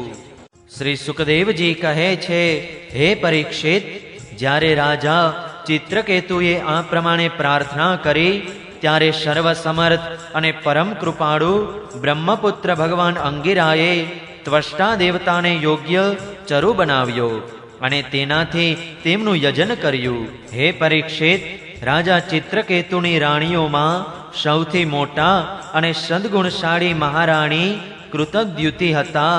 મહર્ષિ અંગિરાએ યજ્ઞનો અવશેષ પ્રસાદ તેમને જ આપ્યો અને રાજા ચિત્રકેતુને કહ્યું, હે રાજન, તમારી પત્નીના ગર્ભથી એક પુત્ર થશે જે તમને હર્ષ અને શોક બંને આપશે. આમ કહીને અંગિરા ઋષિ ચાલ્યા ગયા. યજ્ઞનો તે અવશેષ પ્રસાદ આરોગવાથી મહારાણી કૃતદ્યુતિએ મહારાજ ચિત્રકેતુથી ગર્ભ ધારણ કર્યો, જેમ કૃતિકાએ પોતાના ગર્ભમાં અગ્નિકુમારને ધારણ કર્યો હતો. હે રાજન, શુરસેન દેશના રાજા ચિત્રકેતુના તેજથી કૃતદ્યુતિનો ગર્ભ શુક્લ પક્ષના ચંદ્રમાની જેમ દિવસે દિવસે ક્રમશઃ વૃદ્ધિ પામવા લાગ્યો. ત્યારબાદ યોગ્ય સમય આવ્યેથી મહારાણી કૃતદ્યુતિના ગર્ભથી એક સુંદર પુત્રનો જન્મ થયો. તેના જન્મના સમાચાર જાણીને શુરસેન દેશની પ્રજા અત્યંત આનંદિત થઈ. સમ્રાટ ચિત્રકેતુ તો અત્યંત હર્ષ પામ્યા. તેઓ સ્નાન કરીને પવિત્ર થયા. પછી વસ્ત્રાભૂષણોથી સુસજ્જિત થઈને બ્રાહ્મણો પાસે સ્વસ્તિ વાચન કરાવ્યું અને આશીર્વાદ મેળવીને પુત્રના જાતકર્મ સંસ્કાર કરાવ્યા. તેમણે તે બ્રાહ્મણોને સોનું, ચાંદી, વસ્ત્રો, આભૂષણો, ગામો, ઘોડા, હાથી અને 6 અબજ ગાયોનું દાન કર્યું. ઉદાર શિરોમણી રાજા ચિત્રકેતુએ પુત્રના ધન, યશ અને આયુષ્યની વૃદ્ધિ માટે બીજા લોકોને પણ મોં માગી વસ્તુઓ આપી. બરાબર એવી જ રીતે કે જેમ મેઘ બધા જ જીવોનો મનોરથ પૂરો કરે છે. જો કોઈ કંગાળ મનુષ્યને ઘણી મુશ્કેલીએ થોડું ધન મળે છે તો તેની તેમાં આસક્તિ થઈ જાય છે. તેવી જ રીતે ઘણી મુશ્કેલીએ પ્રાપ્ત થયેલા તે પુત્રમાં રાજર્ષિ ચિત્રકેતુનું સ્નેહ બંધન દિવસે દિવસે દ્રઢ થવા લાગ્યું. માતા કૃતદ્યુતિને પણ પોતાના પુત્ર પર મોહને કારણે ઘણો જ પ્રેમ હતો, પરંતુ તેમની શોક્ય રાણીઓના મનમાં પુત્ર કામનાથી વિશેષ ઈર્ષા થવા લાગી. દરરોજ બાળકને લાડ પ્યાર કરતી રહેવાને કારણે બાળકની માતા કૃતદ્યુતિમાં જેટલો પ્રેમ સમ્રાટ ચિત્રકેતુનો હતો તેટલો બીજી રાણીઓમાં રહ્યો નહીં. આ પ્રમાણે એક તો તે રાણીઓ પોતાને સંતાન નહીં હોવાને કારણે દુઃખી જ હતી, અને બીજું રાજા ચિત્રકેતુએ તેમની ઉપેક્ષા કરી. તેથી તેઓ ઈર્ષાવશ પોતાને ધિક્કારવા લાગી અને મનોમન બળવા લાગી. તે રાણીઓ પરસ્પર કહેતી હતી, અરે બહેનો, પુત્રહીન સ્ત્રી મહાઅભાગણી હોય છે. પુત્રવાળી શોક્યો તો તેનો દાસીની જેમ તિરસ્કાર કરે છે. બીજું તો ઠીક સ્વયં પતિદેવ જ તેને પત્ની તરીકે માનતા નથી. સાચે જ પુત્રહીન સ્ત્રી ધિક્કારને પાત્ર છે. અરે દાસીઓને તો શું દુઃખ, તેઓ તો પોતાના સ્વામીની સેવા કરીને નિરંતર સન્માન મેળવતી રહે છે. પરંતુ આપણે અભાગણીઓ તો અત્યારે એમના કરતાં પણ બદતર જીવીએ છીએ, અને દાસીઓની પણ દાસીની જેમ વારંવાર તિરસ્કાર પામતી રહીએ છીએ. આ પ્રમાણે તે રાણીઓ પોતાની શોક્યનો ખોળો ભરેલો જોઈને બળતી રહેતી હતી, અને રાજા પણ તેમના પ્રત્યે ઉદાસીન થઈ ગયા હતા. પરિણામે તેમના મનમાં કૃતદ્યુતિ પ્રત્યે ઘણો વધારે દ્વેષ થઈ ગયો. દ્વેષને કારણે રાણીઓની બુદ્ધિ નષ્ટ થઈ ગઈ. તેમના ચિત્તમાં ક્રૂરતા વ્યાપી વળી તેમનાથી પોતાના પતિનો પુત્ર પ્રેમ સહન થયો નહીં. તેથી તેમણે દ્વેષપૂર્વક નાનકડા રાજકુમારને ઝેર આપ્યું. મહારાણી કૃતદ્યુતિ પોતાની શોક્યોના આ ઘોર પાપી દુષ્કૃત્યથી અજાણ હતી. તેમણે દૂરથી જોઈને વિચાર્યું કે પુત્ર સૂઈ ગયો છે, તેથી તેઓ મહેલમાં આઘા પાછા થતા રહ્યા. પછી બહુમતી રાણીએ જોયું કે બાળક ઘણા સમયથી સૂતેલો છે, એટલે ધાયાને કહ્યું, અરે કલ્યાણી, મારા દીકરાને લઈ આવ. ધાય સૂતેલા બાળક પાસે ગઈ અને જોયું તો તેની આંખોની પૂતળીઓ ઊંધી વળી ગઈ છે. પ્રાણ, ઇન્દ્રિયો અને જીવાત્માએ પણ તેના શરીરમાંથી વિદાય લઈ લીધો છે. આ જોતા જ અરે રે હાય, હું મરી ગઈ કહેતી તે ધરતી પર ઢળી પડી. પોતાના બંને હાથે છાતી કૂટતી અત્યંત આર્દ સ્વરે આક્રાંત કરતી ધાયાનું રુદન સાંભળીને મહારાણી કૃતદ્યુતિ ઝડપથી પોતાના પુત્રના શયનખંડમાં પહોંચી ગયા, અને તેમણે જોયું કે મારો નાનકડો દીકરો અચાનક જ મૃત્યુ પામ્યો છે. અને તેથી તેઓ અત્યંત શોકને કારણે મૂર્છિત થઈને ધરતી પર ઢળી પડ્યા. તેમના માથાના વાળ વિખરાઈ ગયા અને શરીર પરના વસ્ત્રો અસ્તવ્યસ્ત થઈ ગયા. ત્યારબાદ મહારાણીનું રુદન સાંભળીને રાણીવાસના બધા જ સ્ત્રી પુરુષો ત્યાં દોડી આવ્યા અને સહાનુભૂતિથી અત્યંત દુઃખી થઈને રડવા લાગ્યા. પેલી હત્યારી રાણીઓ પણ ત્યાં આવીને ખોટે ખોટું રડીને ઢોંગ કરવા લાગી. રાજા ચિત્રકેતુને જ્યારે ખબર પડી કે મારા પુત્રનું અકારણ જ મૃત્યુ થઈ ગયું છે, ત્યારે અત્યંત સ્નેહને કારણે શોકના આવેગથી તેમની આંખો આગળ અંધકાર છવાઈ ગયો. તેઓ પોતાના મંત્રીઓ અને બ્રાહ્મણોની સાથે રસ્તામાં પડતા આખડતા ધીરે ધીરે બાળક પાસે પહોંચ્યા અને મૂર્છિત થઈને તેના પગ પાસે ફસકાઈ પડ્યા. તેમના વાળ અને વસ્ત્રો અહીં તહીં વિખરાઈ ગયા. તેઓ લાંબા લાંબા શ્વાસ લેવા લાગ્યા, અને આંસુઓની અધિકતાને લીધે તેમનું ગળું રૂંધાઈ ગયું. અને તેઓ કશું પણ બોલી શક્યા નહીં. રાણી કૃતદ્યુતિ પોતાના પ્રાણપ્રિય પતિને અત્યંત શોક વિહવળ થયેલા અને એકના એક નાનકડા પુત્રને મૃત્યુ પામેલો જોઈને અનેક પ્રકારે વિલાપ કરવા લાગ્યા. તેમનું આ દુઃખ જોઈને મંત્રીઓ વગેરે બધા જ ઉપસ્થિત થયેલા મનુષ્યો શોકગ્રસ્ત થઈ ગયા. મહારાણીની આંખોમાંથી એટલા આંસુ વહી રહ્યા હતા કે તેઓ પોતાની આંખોના કાજળથી કેસર અને ચંદનથી લેપ કરેલા વક્ષસ્થળને ભીંજવવા લાગ્યા. તેમના વાળ વિખરાઈ રહ્યા હતા અને તેમાં ગૂંથેલા ફૂલ નીચે પડી રહ્યા હતા. આ પ્રમાણે તેઓ પુત્ર માટે ટીટોળીની જેમ ઊંચા સાદે વિવિધ પ્રકારે રુદન કરી રહ્યા હતા. તેઓ બોલતા હતા, અરે વિધાતા, સાચે જ તું મહામૂર્ખ છે કે તું પોતાની સૃષ્ટિને પ્રતિકૂળ કામ કરે છે. ભારે અચંબાની વાત છે કે ઘરડા બુઢા તો જીવતા રહે અને બાળકો મૃત્યુ પામે. જો તારા સ્વભાવમાં ખરેખર આવું જ વિપરીતપણું છે તો તું નિશ્ચિતપણે જ શત્રુ છે. સંસારમાં પ્રાણીઓના જીવન મરણનો કોઈ ક્રમ ન જળવાય તો તેઓ પોતાના પ્રારબ્ધ અનુસાર જન્મતા અને મરતા રહેશે. અને તો પછી તારી જરૂર શી છે? તે સગા સંબંધીઓમાં સ્નેહનું બંધન તો એ માટે જ નાખી રાખ્યું છે કે તેઓ તારી સૃષ્ટિની વૃદ્ધિ કરે.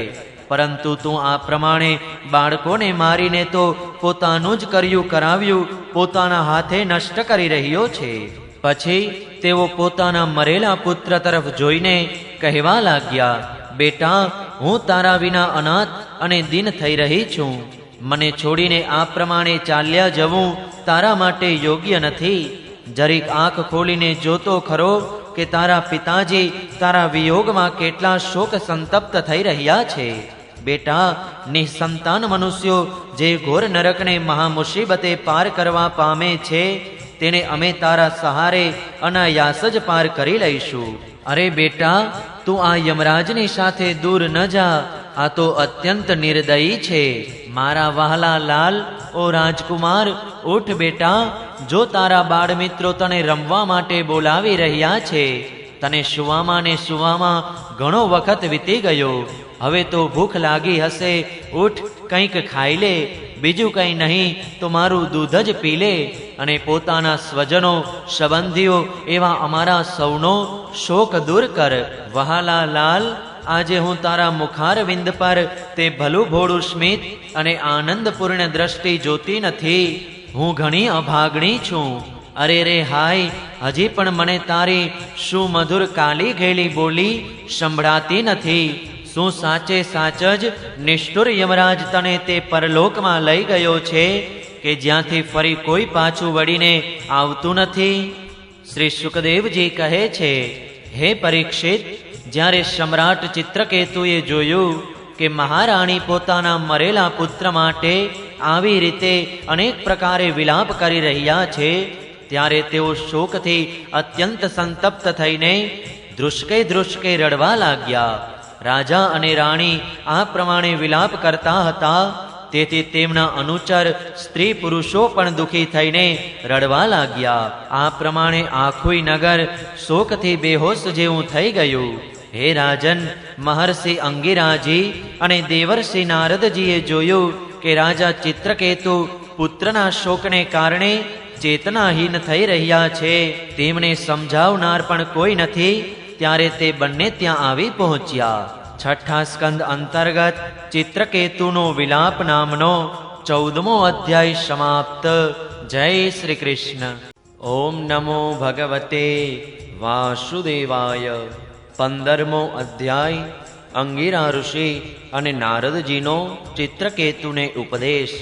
શ્રી સુખદેવજી કહે છે, હે પરીક્ષિત, શોકગ્રસ્ત થયેલા રાજા ચિત્રકેતુ પોતાના મૃત્યુ પામેલા પુત્રની પાસે જ શબવત પડેલા હતા. ત્યારે ત્યાં આવેલા મહર્ષિ અંગિરા અને દેવર્ષિ નારદજી તેમને સુંદર સુંદર ઉક્તિઓથી સમજાવવા લાગ્યા. હે રાજેન્દ્ર, જેના માટે તમે આટલો શોક કરી રહ્યા છો તે આ જન્મમાં અને એના પહેલાના જન્મોમાં તમારો કોણ હતો? તેના તમે કોણ હતા? અને આવનારા જન્મોમાં પણ તેની સાથે તમારો શો સંબંધ હશે? જેમ જળના વેગને લીધે રેતીના કણ એકબીજા સાથે જોડાય છે અને છૂટા પડે છે, તેવી જ રીતે સમયના પ્રવાહમાં પ્રાણીઓનું પણ મળવું અને છૂટા પડવું બનતું જ રહે છે. હે રાજન, જેમ એક બીજમાંથી બીજા બીજ ઉત્પન્ન થાય છે અને નાશ પામે છે, તેવી જ રીતે ભગવાનની માયાથી પ્રેરિત થઈને પ્રાણીઓમાંથી બીજા પ્રાણીઓ ઉત્પન્ન થાય છે અને નષ્ટ થઈ જાય છે.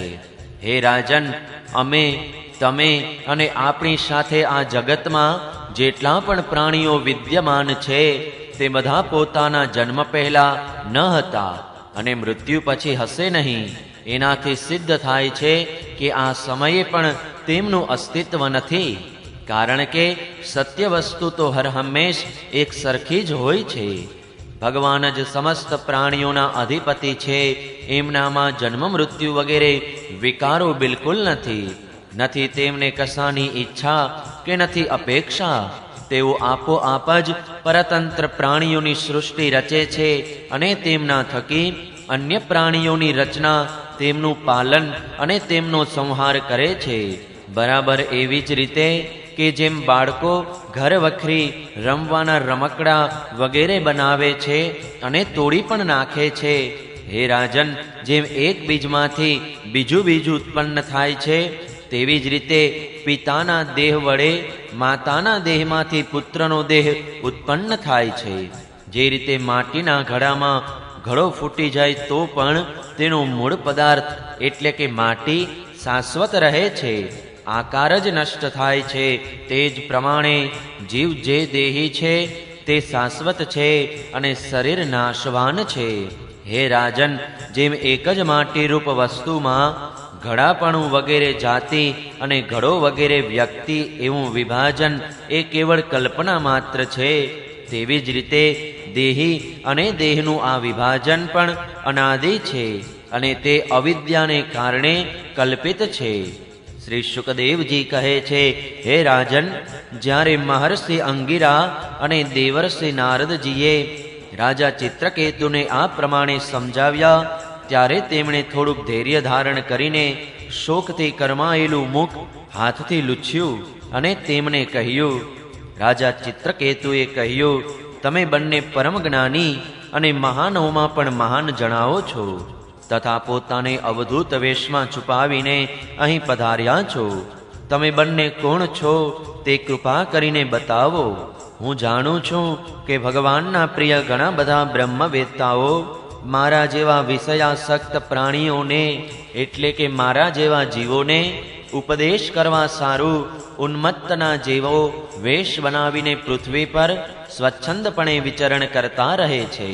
સનતકુમાર, નારદ, ઋભુ, અંગિરા, દેવલ, અસિત, અપાંતરતમ વ્યાસ, માર્કંડેય, ગૌતમ, વશિષ્ઠ, ભગવાન પરશુરામ, કપિલ મુનિ, શુકદેવ, દુર્વાસા, યાજ્ઞવલ્ક્ય, જાતુકર્ણ્ય, આરુણિ, રોમશ, ચ્યવન, દત્તાત્રેય, આશુરી, પતંજલિ, વેદશિરા, બોધ્યમુનિ, પંચશિરા, હિરણ્યનાભ, કૌશલ્ય, શ્રુતદેવ અને ઋતધ્વજ, આ બધા તથા બીજા સિદ્ધેશ્વર ઋષિમુનિઓ જ્ઞાન આપવાના હેતુથી પૃથ્વી પર વિચરણ કરતા રહે છે.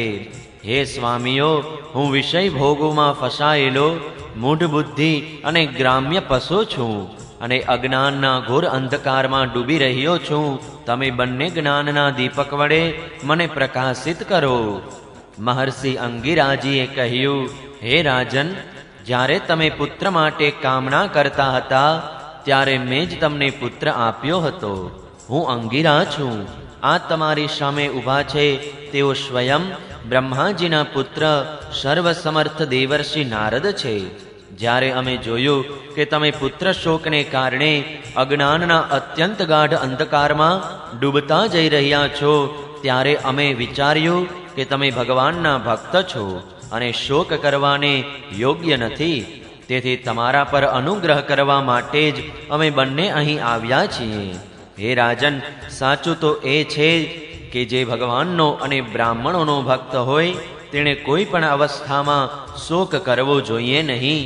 જ્યારે પહેલ વહેલા હું તમારા ઘરે આવ્યો હતો તે સમયે જ મેં તમને પરમ જ્ઞાનનો ઉપદેશ આપ્યો હોત, પરંતુ મેં ત્યારે જોયું કે તમારા હૃદયમાં હમણાં તો પુત્રની ઉત્કટ કામના છે. તેથી તે સમયે મેં તમને જ્ઞાન નહીં આપતા પુત્ર જ આપ્યો. હવે તમે સ્વયં અનુભવ કરી રહ્યા છો કે પુત્રવાળાઓને કેટલું દુઃખ થાય છે. આ જ વાત પત્ની, ઘર, ધન, વિવિધ પ્રકારના ઐશ્વર્યો, સંપત્તિઓ, શબ્દ, રૂપ, રસ વગેરે વિષયો, રાજ્ય વૈભવ, પૃથ્વી, રાજ્ય, સેના, કોષ, સેવકો, અમાત્યો, સગા સંબંધીઓ, ઇષ્ટમિત્રો બધા માટે છે. કારણ કે આ બધા જ અનિત્ય છે. એટલે જ તો હે સુરસેન, આ બધા જ શોક, મોહ, ભય અને દુઃખના કારણ છે. મનને રીઝવવાના રમકડા છે. તેઓ સર્વથા કલ્પિત અને મિથ્યા છે. કારણ કે આ બધા નહીં હોવા છતાં પણ દેખાઈ રહ્યા છે. આ જ કારણે આ બધા એક ક્ષણે દેખાય છે ખરા, પણ બીજી ક્ષણે અદ્રશ્ય થઈ જાય છે. આ બધા ગંધર્વનગરી, સ્વપ્ન, જાદુ અને મનઃકલ્પિત વસ્તુઓ જેવા જ સર્વથા અસત્ય છે. જે લોકો કર્મ વાસનાઓથી પ્રેરાઈને વિષયોનું ચિંતન કરતા રહે છે તેમનું મન અનેક પ્રકારના કર્મોની રચના કરતું રહે છે. જીવાત્માનું આ શરીર કે જે પંચભૂતો, જ્ઞાનેન્દ્રિયો અને કર્મેન્દ્રિયોનો સંઘાત છે તે જીવને વિવિધ પ્રકારના ક્લેશ અને સંતાપ આપનારું કહેવાય છે. તેથી તમે વિષયોમાં ભટકતા પોતાના મનને રોકીને શાંત કરો, સ્વસ્થ કરો અને પછી તે મન વડે પોતાના વાસ્તવિક સ્વરૂપનો વિચાર કરો તથા આ દ્વૈતની ભ્રાંતિમાં નિત્યત્વની બુદ્ધિ ત્યજીને પરમ શાંતિ સ્વરૂપ પરમાત્મામાં સ્થિત થઈ જાઓ. દેવર્ષિ નારદે કહ્યું, હે રાજન, તમે મારી પાસેથી એકાગ્રચિત્ત થઈને આ મંત્ર ઉપનિષદ ગ્રહણ કરો. આને ધારણ કરવાથી 7 રાત્રિમાં જ તમને ભગવાન શ્રી શંકર શરણનું દર્શન થશે. હે નરેન્દ્ર, પ્રાચીન કાળમાં ભગવાન શ્રી શંકર વગેરેએ શ્રી શંકર શણદેવના જ ચરણકમળોનો આશ્રય લીધો હતો. એનાથી તેમણે દ્વૈતની ભ્રાંતિનો પરિત્યાગ કરી દીધો હતો અને તેમના એ મહિમાને પામ્યા હતા કે જેનાથી અધિક ઉત્તમ તો કોઈ છે જ નહીં, તેમના બરાબર પણ કોઈ નથી. તમે પણ ઘણી જલ્દીથી ભગવાનના તે પરમ પદને પ્રાપ્ત કરી લેશો. 6ઠા સ્કંદ અંતર્ગત ચિત્રકેતુને સાંત્વન નામનો 15મો અધ્યાય સમાપ્ત. જય શ્રી કૃષ્ણ. ઓમ નમો ભગવતે વાસુદેવાય. 16મો અધ્યાય ચિત્રકેતુનું વૈરાગ્ય તથા શ્રી શંકર શણદેવના દર્શન. શ્રી સુખદેવજી કહે છે, હે રાજન, ત્યાર પછી દેવર્ષિ નારદજીએ મૃત રાજકુમારના જીવાત્માને શોક વિહવળ સ્વજનોની સામે પ્રત્યક્ષ બોલાવીને કહ્યું. દેવર્ષિ નારદજીએ કહ્યું, હે જીવાત્મા, તારું કલ્યાણ થાવ. જો તારા માતા પિતા, સુહૃદ સંબંધીઓ તારા વિયોગથી અત્યંત શોક વિહવળ થઈ રહ્યા છે, તેથી તું પોતાના શરીરમાં પાછો આવી જા અને બાકીનું આયુષ્ય પોતાના સગા સંબંધીઓની સાથે જ રહીને પસાર કર. તું પોતાના પિતાએ આપેલા ભોગોને ભોગવ અને રાજસિંહાસન પર બેસ, રાજ્ય શાસન કર. ત્યારે જીવાત્માએ કહ્યું, હે દેવર્ષિ, હું પોતાના કર્મો અનુસાર દેવ, મનુષ્ય, તિર્યક એટલે કે પશુ પક્ષી વગેરે યોનિઓમાં કોણ જાણે કેટલાય જન્મોથી ભટકી રહ્યો છું. એ પૈકીના કયા જન્મમાં આ લોકો મારા માતા પિતા થયા? જુદા જુદા જન્મોમાં બધા જ એકબીજાના ભાઈ ભાંડુ, નાતીલા સગોત્ર, શત્રુમિત્ર, મધ્યસ્થી, ઉદાસીન અને દ્વેષી થતા રહે છે. જેમ સુવર્ણ વગેરે ખરીદ વેચાણની વસ્તુઓ એક વેપારી પાસેથી બીજા વેપારી પાસે જતી આવતી રહે છે, તેવી જ રીતે જીવ પણ ભિન્ન ભિન્ન યોનિઓમાં ઉત્પન્ન થતો રહે છે. આ પ્રમાણે વિચાર કરવાથી ખબર પડે છે કે મનુષ્યો કરતાં વધારે સમય રહેનારા સુવર્ણ વગેરે પદાર્થોનો મનુષ્યો સાથેનો સંબંધ પણ સ્થાયી નથી હોતો, બલકે ક્ષણિક જ હોય છે. અને જ્યાં સુધી જેનો જે વસ્તુ સાથે સંબંધ છે ત્યાં સુધી જ તેની તે વસ્તુ પ્રત્યેની મમતા પણ રહે છે. જીવ નિત્ય અને નિરહંકાર છે.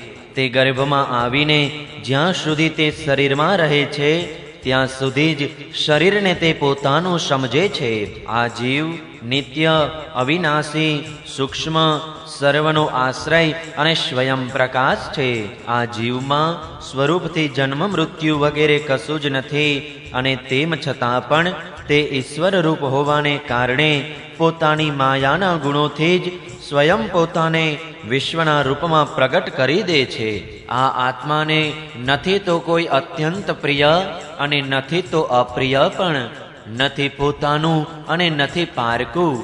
કારણ કે ગુણ દોષ કરનારા મિત્ર, શત્રુ વગેરેની ભિન્ન ભિન્ન બુદ્ધિ વૃત્તિઓનો એ એકલો જ સાક્ષી છે. વાસ્તવમાં તે અદ્વિતીય છે. આ આત્મા કાર્યકારણનો સાક્ષી છે અને સ્વતંત્ર છે. તેથી એ શરીર વગેરેના ગુણ દોષ અથવા કર્મફળને ગ્રહણ કરતો નથી. હંમેશા ઉદાસીન ભાવે સ્થિત રહે છે. શ્રી સુખદેવજી કહે છે, તે જીવાત્મા આ પ્રમાણે કહીને ચાલ્યો ગયો. તેના સગા સંબંધીઓ તેની વાત સાંભળીને અત્યંત વિસ્મય પામ્યા. તેમનું સ્નેહ બંધન કપાઈ ગયું અને તેમનો તેના મરવાનો શોક પણ જતો રહ્યો. એ પછી જ્ઞાતિજનોએ બાળકનું શબ લઈ જઈને તે સમયને અનુરૂપ સંસ્કાર અને ઔર્ધ્વદેહી ક્રિયાઓ પૂરી કરી અને ત્યજવા દુષ્કર એવા તે સ્નેહને ત્યજી દીધો કે જેને કારણે શોક, મોહ, ભય અને દુઃખની પ્રાપ્તિ થાય છે. હે મહારાજ, જે રાણીઓએ બાળકને વિષ આપ્યું હતું તેઓ બાળ હત્યાને કારણે તેજહીન થઈ ગઈ હતી અને લજ્જા સંકોચને લીધે ઊંચું પણ જોઈ શકતી ન હતી. તેમણે અંગિરા ઋષિના ઉપદેશને યાદ કરીને યમુનાજીના કિનારે બ્રાહ્મણોના આદેશ અનુસાર બાળ હત્યાનું પ્રાયશ્ચિત કર્યું. હે પરીક્ષિત, આ પ્રમાણે અંગિરા ઋષિ અને નારદજીના ઉપદેશથી વિવેક બુદ્ધિ જાગ્રત થવાને કારણે રાજા ચિત્રકેતુ ઘરગૃહસ્થિના અંધારા કૂવામાંથી એવી રીતે બહાર નીકળી આવ્યા કે જેમ કોઈ હાથી તળાવના કીચડમાંથી બહાર નીકળી આવે છે. તેમણે યમુનાજીમાં વિધિપૂર્વક સ્નાન કરીને તર્પણ વગેરે ધાર્મિક ક્રિયાઓ કરી. ત્યારબાદ સંયંતેન્દ્રિય અને મૌન થઈને તેમણે દેવર્ષિ નારદ અને મહર્ષિ અંગિરાના ચરણોની વંદના કરી. ભગવાન નારદજીએ જોયું કે ચિત્રકેતુ જીતેન્દ્રિય, ભગવદ ભક્ત અને શરણાગત છે. તેથી તેમણે અતિ પ્રસન્ન થઈને તેમણે આ વિદ્યાનો આ પ્રમાણે ઉપદેશ કર્યો. ઓમ નમસ્તુભ્યં ભગવતે વાસુદેવાય ધીમહિ પ્રદ્યુમ્નાય નિરુદ્ધાય નમઃ સંકર્ષણાય ચ. નમો વિજ્ઞાનમાત્રાય પરમાનંદમૂર્તયે આત્મા રામાય શાંતાય નિવૃત્તદ્વૈતદ્રષ્ટયે. ઓમકાર સ્વરૂપ હે ભગવાન, તમે વાસુદેવ, પ્રદ્યુમ્ન, અનિરુદ્ધ અને સંકર્ષણના રૂપમાં અનુક્રમે ચિત્ત, બુદ્ધિ, મન અને અહંકારના અધિષ્ઠાતા છો. હું તમારા આ ચતુર્વ્યુહ રૂપનું વારંવાર નમસ્પૂર્વક ધ્યાન કરું છું. તમે વિશુદ્ધ વિજ્ઞાન સ્વરૂપ છો. તમારી મૂર્તિ પરમાનંદ પૂર્ણ છે. તમે પોતાના સ્વરૂપભૂત આનંદમાં જ મગ્ન અને પરમ શાંત છો. દ્વૈત દ્રષ્ટિ તમને સ્પર્શી પણ શકતી નથી. હું તમને નમસ્કાર કરું છું. પોતાના સ્વરૂપભૂત આનંદની અનુભૂતિથી જ તમે માયાજનિત રાગદ્વેષ વગેરે દોષોનો તિરસ્કાર કરી દીધેલો છે. હું તમને નમસ્કાર કરું છું. તમે સૌની સઘળી ઇન્દ્રિયોના પ્રેરક, પરમ મહાન અને વિરાટ સ્વરૂપ છો. હું તમને નમસ્કાર કરું છું.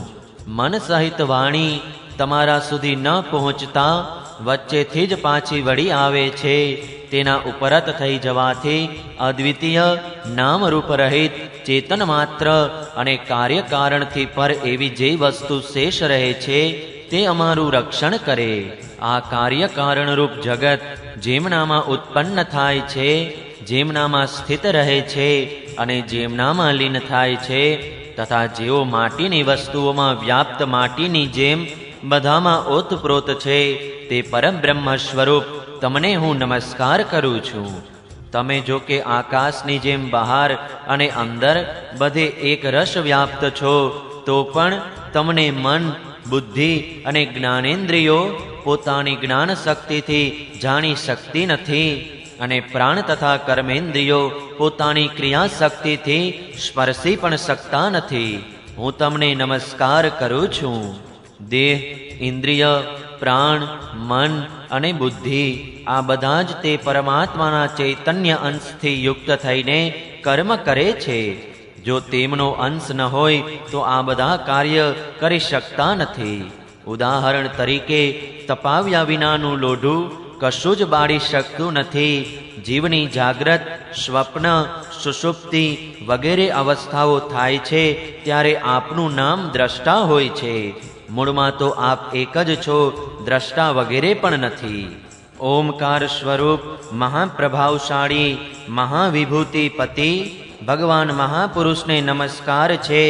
શ્રેષ્ઠ ભક્તોનો સમુદાય પોતાના કરકમળોની કડીઓથી તમારા યુગલ ચરણ કમળોની સેવામાં સંલગ્ન રહે છે. હે પ્રભુ, તમે જ સર્વશ્રેષ્ઠ છો. હું તમને વારંવાર નમસ્કાર કરું છું.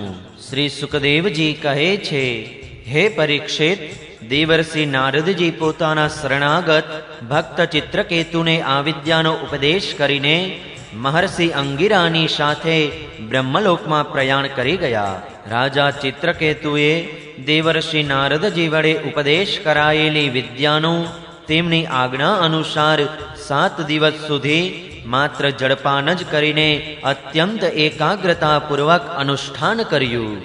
ત્યાર પછી તે વિદ્યાનું અનુષ્ઠાન કરવાથી 7 દિવસ પછી રાજા ચિત્રકેતુને વિદ્યાધરોનું અખંડ આધિપત્ય મળ્યું. એ પછી થોડા જ દિવસોમાં આ વિદ્યાના પ્રભાવથી તેમનું મન વિશેષ શુદ્ધ થઈ ગયું.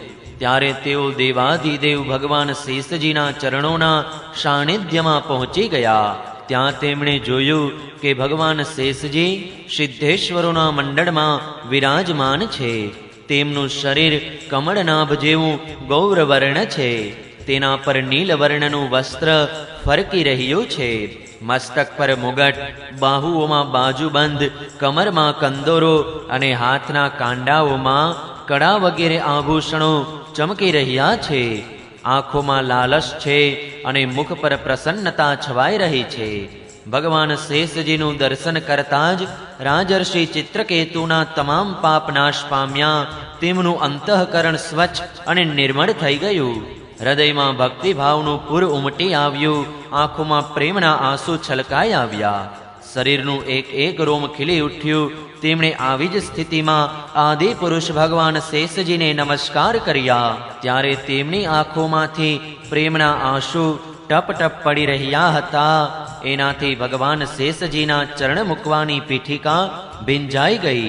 પ્રેમના ઉદ્રેકને કારણે તેમના મુખેથી એક અક્ષર પણ નીકળી શક્યો નહીં.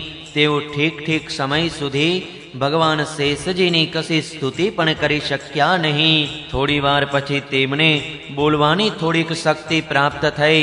તેમણે વિવેક બુદ્ધિથી મનને સમાહિત કર્યું અને સમસ્ત ઇન્દ્રિયોની બાહ્ય વૃત્તિઓનો નિરોધ કર્યો. પછી જેમના સ્વરૂપનું પાંચરાત્ર વગેરે ભક્તિ શાસ્ત્રોમાં વર્ણન કરવામાં આવ્યું છે તે જગતગુરુની તેમણે આ પ્રમાણે સ્તુતિ કરી.